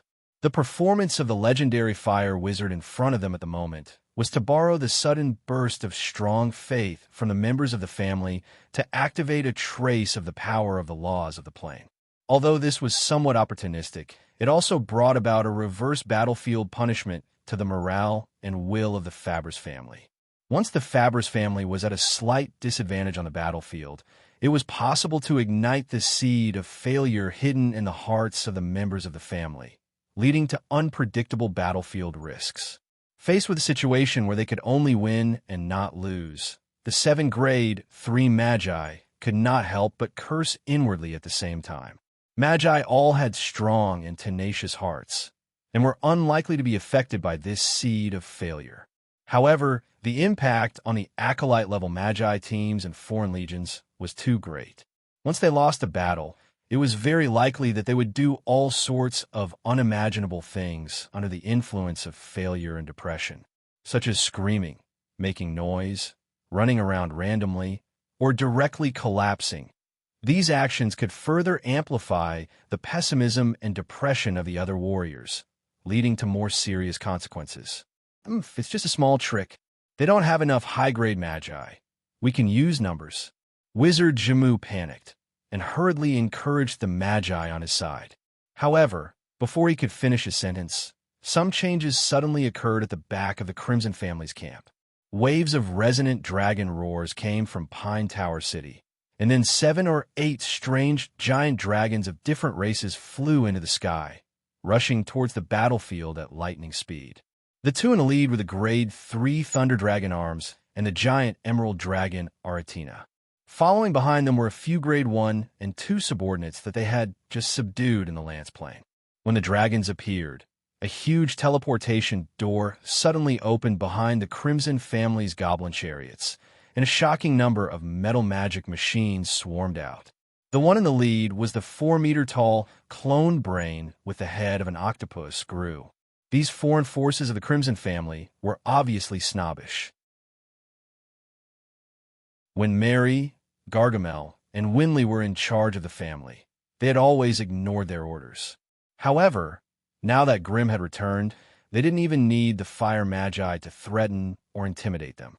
They had already brought their men and troops to help. Such snobbish people, such a change from arrogance to humility, almost caused Mary, who had experienced it the most, to explode in anger. She could only breathe with all her might and suppress her anger with all her might. Only then did she not pounce on them and scold them. And this was not the end. Grimm waved his hand and released a Grade 3 elemental magic machine and the plague poison spirit, Remy. That obedient, old poisonous woman also lowered her head and stood behind Remy. The space within the giant floating ship behind him fluctuated continuously. Soon, Alice and the 8 Witches of Destiny stood on the deck with their staffs in their hands. Even the Witches of Destiny had come to help.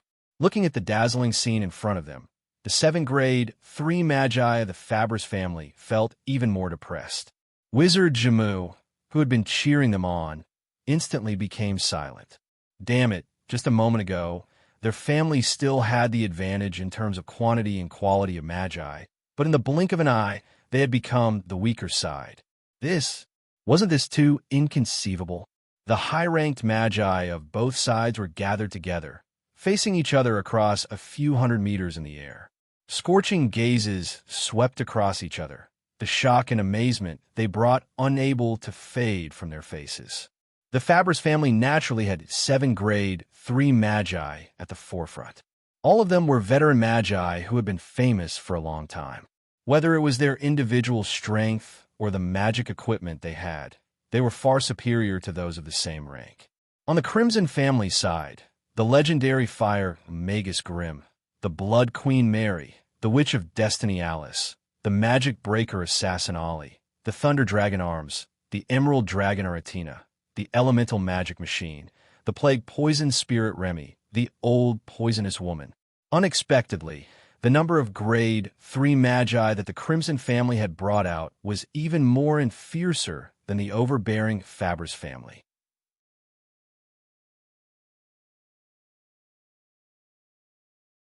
Chapter 10-12. The battlefield had become stagnant, and a murderous battle could break out at any moment. While the ground was shaking, the gigantic body of the puppet dragon was still approaching the battlefield step by step. Many of the Fabris family's Magi had complicated expressions on their faces. They looked annoyed and regretful, but they didn't show any signs of fear. Grimm glanced around and saw the expressions of all the creatures on the battlefield.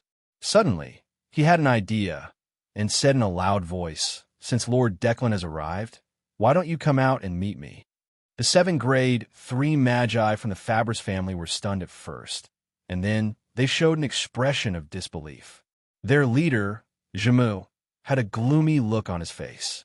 He asked in a cold tone, "How did you know that Lord Declan has arrived here?"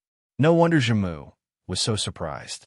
He had just heard about the news of Wizard Declan arriving on the battlefield half a quarter of an hour ago, and Wizard Declan had just told him about it. Jamu couldn't help but feel suspicious. Grimm smiled, but didn't answer the question. Just when Jamu was about to continue threatening them, a loud and coarse voice suddenly sounded on the battlefield. "What's so strange about that? The enemy has a Grade 4 puppet, but you're not afraid at all. Of course, it's because I'm here. Is there a need to guess? A bunch of idiots." Immediately, a figure that wasn't very tall appeared on the floating wooden ship. He didn't cast any spells, nor did he rely on anything. He just stepped on the void and appeared on the battlefield. He was a short and muscular middle-aged man. His face was covered with a beard, and the hair on his head had almost all fallen off. Only 3 strands of hair, half black and half white, were left on the back of his head. He wasn't wearing a common magus robe. Instead, He was wearing a simple and old gray leather armor. Not a single piece of magic equipment could be seen on his body. He looked like he was only in his 40s or 50s, but the extremely condensed and powerful elemental energy waves on his body was a constant reminder of his identity. The aura he gave off was very strange. It was a combination of extreme physical strength and elemental energy.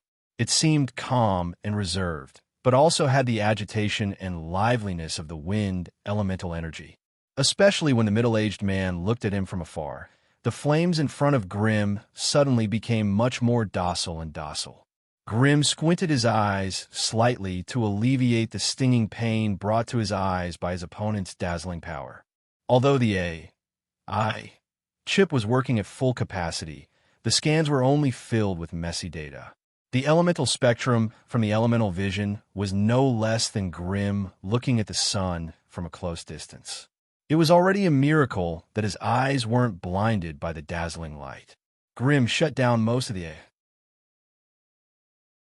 chip's probing functions in one go, and only then was he able to adapt to the energy undulations that were constantly being emitted.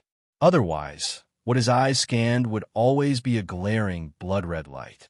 Are you Grimm? Yeah. Didn't they say that it was a fire wizard who had just advanced to level 3? Why are you already at the tier 3 upper rank? The middle-aged man looked at Grimm suspiciously, a trace of bewilderment in his eyes. Although initial or tier 3 upper rank magi were just little fellows that he could kill with a snap of his fingers, the fact that Grimm had advanced 2 ranks in such a short period of time was enough to show how great his potential was. Even the tier 4 magus, Declan, felt some regret for provoking such a person with such great potential for no reason. That damned old hag really didn't have anything good to introduce.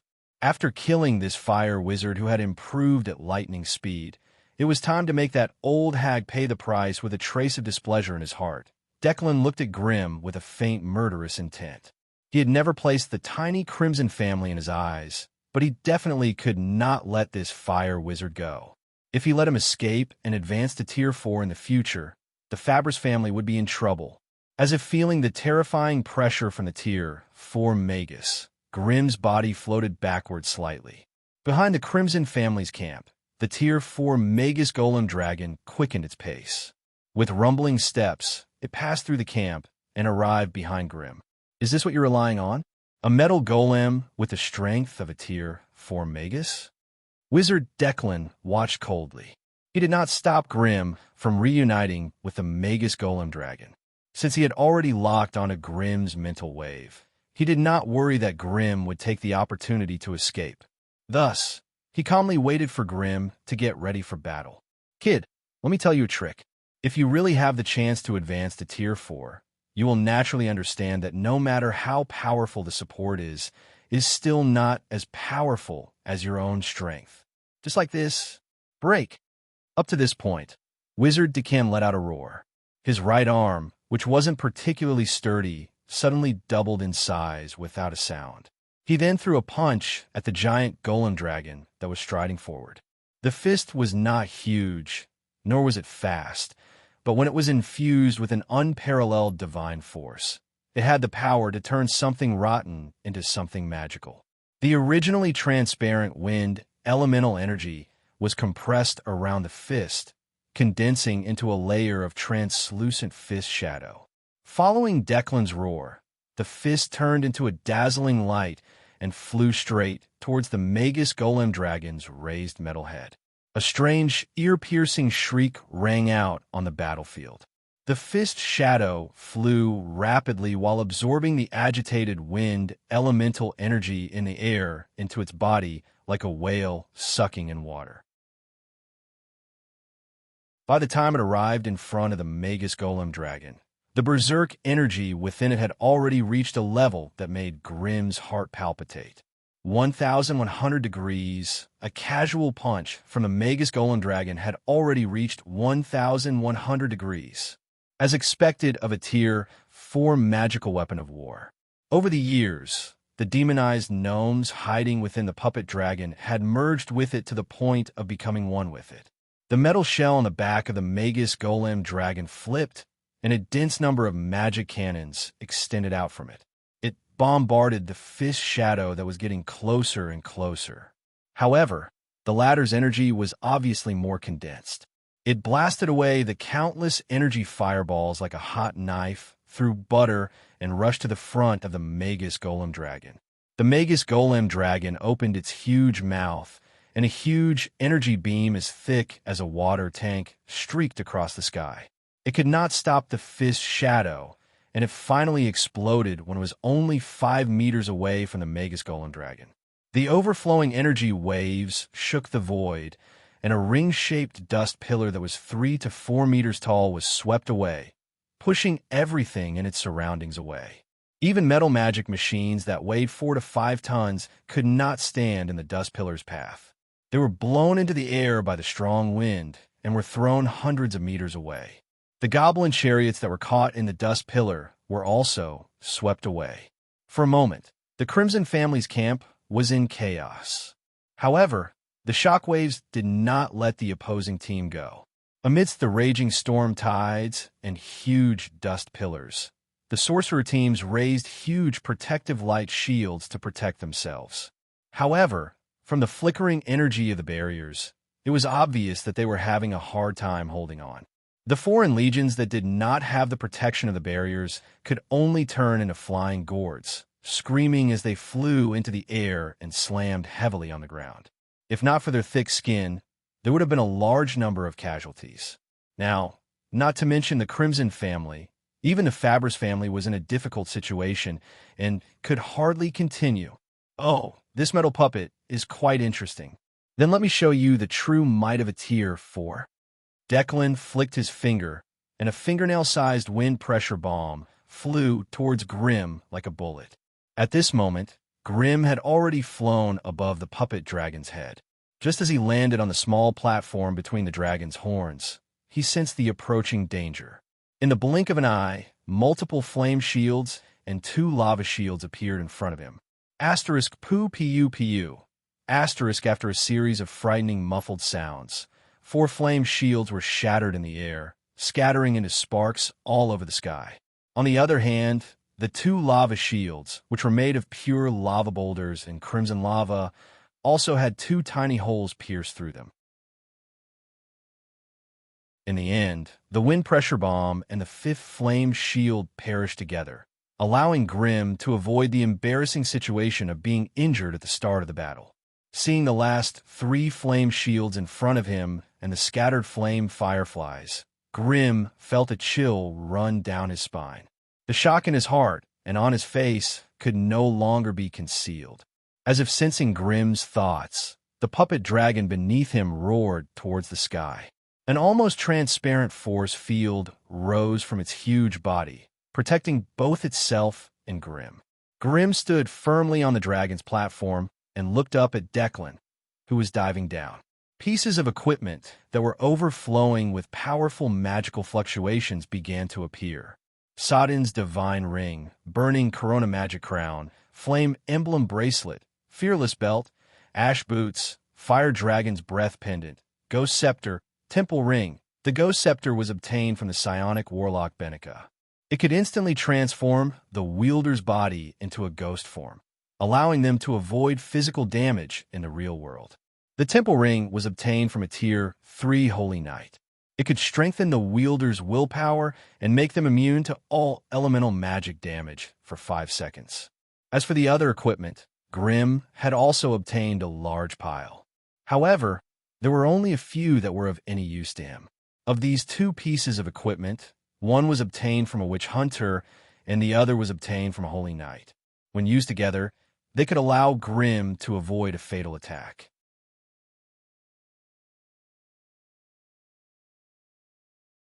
Chapter 10:13.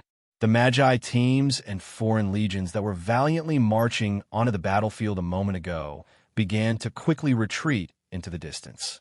Be it the Crimson families or the Fabris family's grade, 3 Magi, none of them dared to stay on the battlefield any longer. They commanded their troops to retreat, leaving the huge battlefield to the 2 terrifying grade 4 powerhouses. Although in the eyes of the Fabris family's Magi, The Grade 4 Golem Dragon was not considered a true powerhouse in all aspects. However, under the mysterious control of the legendary Fire Wizard, it displayed strength that far exceeded its biological rank. Since Declan and the puppet dragon were fighting head-on, before the troops at the edge of the battlefield could finish retreating, they were engulfed by a terrifying shockwave of smoke and dust, choking and coughing nonstop. Standing in front of the Golem Dragon, which was about 100 meters long and 60 meters tall, Declan was like a sesame seed beside a watermelon. If one didn't look closely, they wouldn't be able to detect his presence. Although his size was dozens of times smaller than the Golem Dragon, when it came to a head-on clash of fists and kicks, the Golem Dragon was obviously at a disadvantage. Currently, Grim stood on the Golem Dragon's head. He had already obtained full control of the Metal Dragon from the Goblin Gonga. He did not hide in the Golem Dragon's body. Instead, he chose to fight alongside it, frantically pouncing on Declan. The metal legs that were as thick as pillars crashed and stomped down on the Magus Puppet Dragon, while the hundreds of magical cannons on the Magus Puppet Dragon's back fired nonstop, wearing down the defensive force field around the Magus Puppet Dragon's body. Declan was not foolish enough to clash head-on with such a huge metal golem dragon. Instead, he stepped on the air and used his swift body to weave between the giant metal legs. From time to time, he would stop and throw a few punches at a certain area. Every time Declan paused, he would exchange blows with the Golem Dragon. Declan's berserk wind pressure bombs did not even need to touch the Golem Dragon's body to cause it to sway. On the other hand, the Puppet Dragon seized the opportunity to use the concentrated magic cannons to drown Dilclan's position. After a few short exchanges, Grim could clearly sense that Declan's innate talent was the wind element. However, he did not choose to become an elemental wizard. Instead, he used some kind of special witchcraft to fuse the wind element with his body-tempering witchcraft. Other elemental sorcerers needed incantations, hand gestures, and suitable sorcery materials to cast spells. But for him, wherever his fists and feet touched, it was a powerful and terrifying single-target sorcery. Not only did it possess unparalleled physical attack power, but it also possessed terrifying elemental lethality. More importantly, as long as his heart was there, his attack would explode. He did not need to gather magical energy like an elemental sorcerer and give his attack a buffer time. Therefore, if an ordinary elemental wizard did not have a way to distance himself from Declan, he would just stick close to him. If that happened, he would probably die before he could even cast a large-scale spell. Although Declan's muscles were not as bulky as those of a low-ranked anatomy refinery wizard, every punch and kick carried a terrifying might that would cause one's heart to tremble. According to Grimm's AI chip scan, Declan's basic attacks without any enchantment could reach more than 1,000 degrees. Battle techniques that required a short period of charging could reach a terrifying level of 1,600 or 1,700 degrees. Grimm couldn't even take a single one of these attacks. Hence, under Grimm's command, the hundreds of magic cannons seemed to be chasing after Declan's body as they bombarded him. The two magic cannons and the energy pillars in the dragon's mouth were ready to fire. Once Declan's body stopped moving, a burst of energy would be unleashed. Even with Declan's defensive force field, it would shatter on the spot if it took a direct hit from the two magic cannons. Hence, after testing the power of the magic cannons again, Declan became more cautious. He was afraid that he would suffer a pincer attack from the three magic cannons and end up in a miserable state. After trying a few times, Declan finally discovered that the reason the Tier 3 Fire Wizard did not hide and stayed on the platform was to lure Declan into attacking him. If Declan wanted to attack the Fire Wizard, he would have to be above the Puppet Dragon. That way, he would be exposed to the attacks of the two magic cannons and the dragon's mouth. If he was not careful, he would be buried by the concentrated attacks. After understanding his opponent's intentions, Declan gave up on the idea of ending the battle quickly. Instead, he focused on circling the Puppet Dragon, searching for the weak points on its metal shell. He paid more attention to the ventilation holes, heat vents, entrances, and other special areas on the Puppet Dragon's body. The puppet dragon's shell was indeed hard, and Declan refused to believe that its insides were made of iron as well. He could not even find a gap. In order to find these weak spots, Declan's punches swept through almost every part of the puppet dragon's body. Visible to the naked eye, dense dents appeared on the puppet dragon's metal shell. Declan had also destroyed many of the magic cannons around the puppet dragon's body. Soon, Declan found a passage under the golem dragon's abdomen. The passage was covered with 5 layers of special metal plates, which added up to 2 meters in thickness. Declan didn't hesitate to endure the concentrated cannon fire and the fire shaman's powerful fire spells. He rushed to the front of the metal barrier and punched repeatedly. Although the puppet dragon had been tempered with many secret techniques, it could not withstand Declan's punches. The first layer of metal plates quickly shattered, revealing the second layer of metal plates below. Under Grimm's command, the puppet dragon would not allow Declan to enter its body so easily. The puppet dragon hooked its head, widened its mouth, and shot a thick beam of energy at Declan. Grimm, who was standing on the puppet dragon's head, took the opportunity to cast a spell and hurled a large ball of flames at Declan. Declan dodged the puppet dragon's energy attack and chose to take Grimm's lava spray head-on so that he could continue to break through the metal barrier. However, Declan did not expect Grimm's ferocious flame attack to be mixed with a strange light energy. It passed through Declan's defensive force field and left an egg-sized burn mark on Declan's left hand. Declan was slightly taken aback by this unique situation. Since Declan had chosen to wage war against the Crimson family, he had naturally investigated the legendary fire wizard. To be on the safe side, he had specially purchased some fire resistance pendants and fire resistance potions. With such preparations, he was confident that even if he allowed the Tier 3 fire wizard to casually attack him, it would not be able to break through his fire resistance and cause any damage. However, the situation before him was too strange. His opponent's lava spray was a Tier 3 spell, and its power was not to be underestimated. However, that was only true for a Tier 3 magus.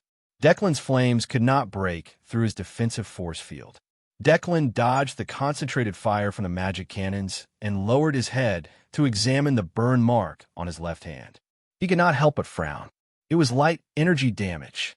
Moreover, the energy was very pure and possessed a strange penetrative ability that other elemental spells did not have. Declan frowned as he pondered, circulating the energy in his body. As a powerful force surged in his left hand, the strange burn mark also quickly healed, and soon it completely disappeared. For a physique refinement wizard like him, his control and tempering of his body had already reached the pinnacle. He did not need to rely on any healing spells. Just a little bit of energy was enough to recover most of the damage he had suffered. Of course, this kind of energy treatment could not heal the broken limbs that were too serious. It could only make small adjustments and recover parts of the body. Hence, Declan had prepared quite a number of healing wands and potions. Following a series of metallic creaking sounds, the sound of gears grinding against each other could be heard from the metal passage that Declan had broken through. The exposed metal baffle rapidly shrank and was closed by the metal walls that were moving towards it from both sides. While Declan was still in a daze, the passage had completely disappeared. The Rank 4 Anatomy Refinery sorcerer roared in rage, dodging a large portion of the cannons. He then braved some of the cannons and arrived in front of the puppet dragon's thick metal leg, surrounding it and attacking it in a frenzy. Punches after punches left violent fist marks of up to 20 centimeters deep on the giant metal leg. Even the metal tempered by super alloys could not withstand the punches of a Tier 4 physique refinement wizard. The leg caved in, leaving clear traces of Declan's fingers and flesh within. Declan circled around the metal leg and attacked it in a frenzy, intending to cripple its mobility. Unfortunately, after trying for half a day, he gave up helplessly. The puppet dragon's body was too tough. Even if he punched it over 100 times, it would only make the leg slightly thinner. Against a 7-meter thick superalloy leg, It would take at least an hour for his attacks to succeed, and the enemy would not give him enough time to do whatever he wanted. From the moment he got close to the puppet dragon, the defensive force field around him trembled incessantly as it suffered from the concentrated barrage of cannons. Although these attacks could not break through the defensive force field, they still consumed a lot of his stamina. Therefore, after fighting the golem dragon in close combat for a while, Declan had to flash away to give the defensive force field around him some time to recover. You're tuning into the Warrior Lore YouTube channel. Don't forget to subscribe and join us on this journey to catch the most captivating stories.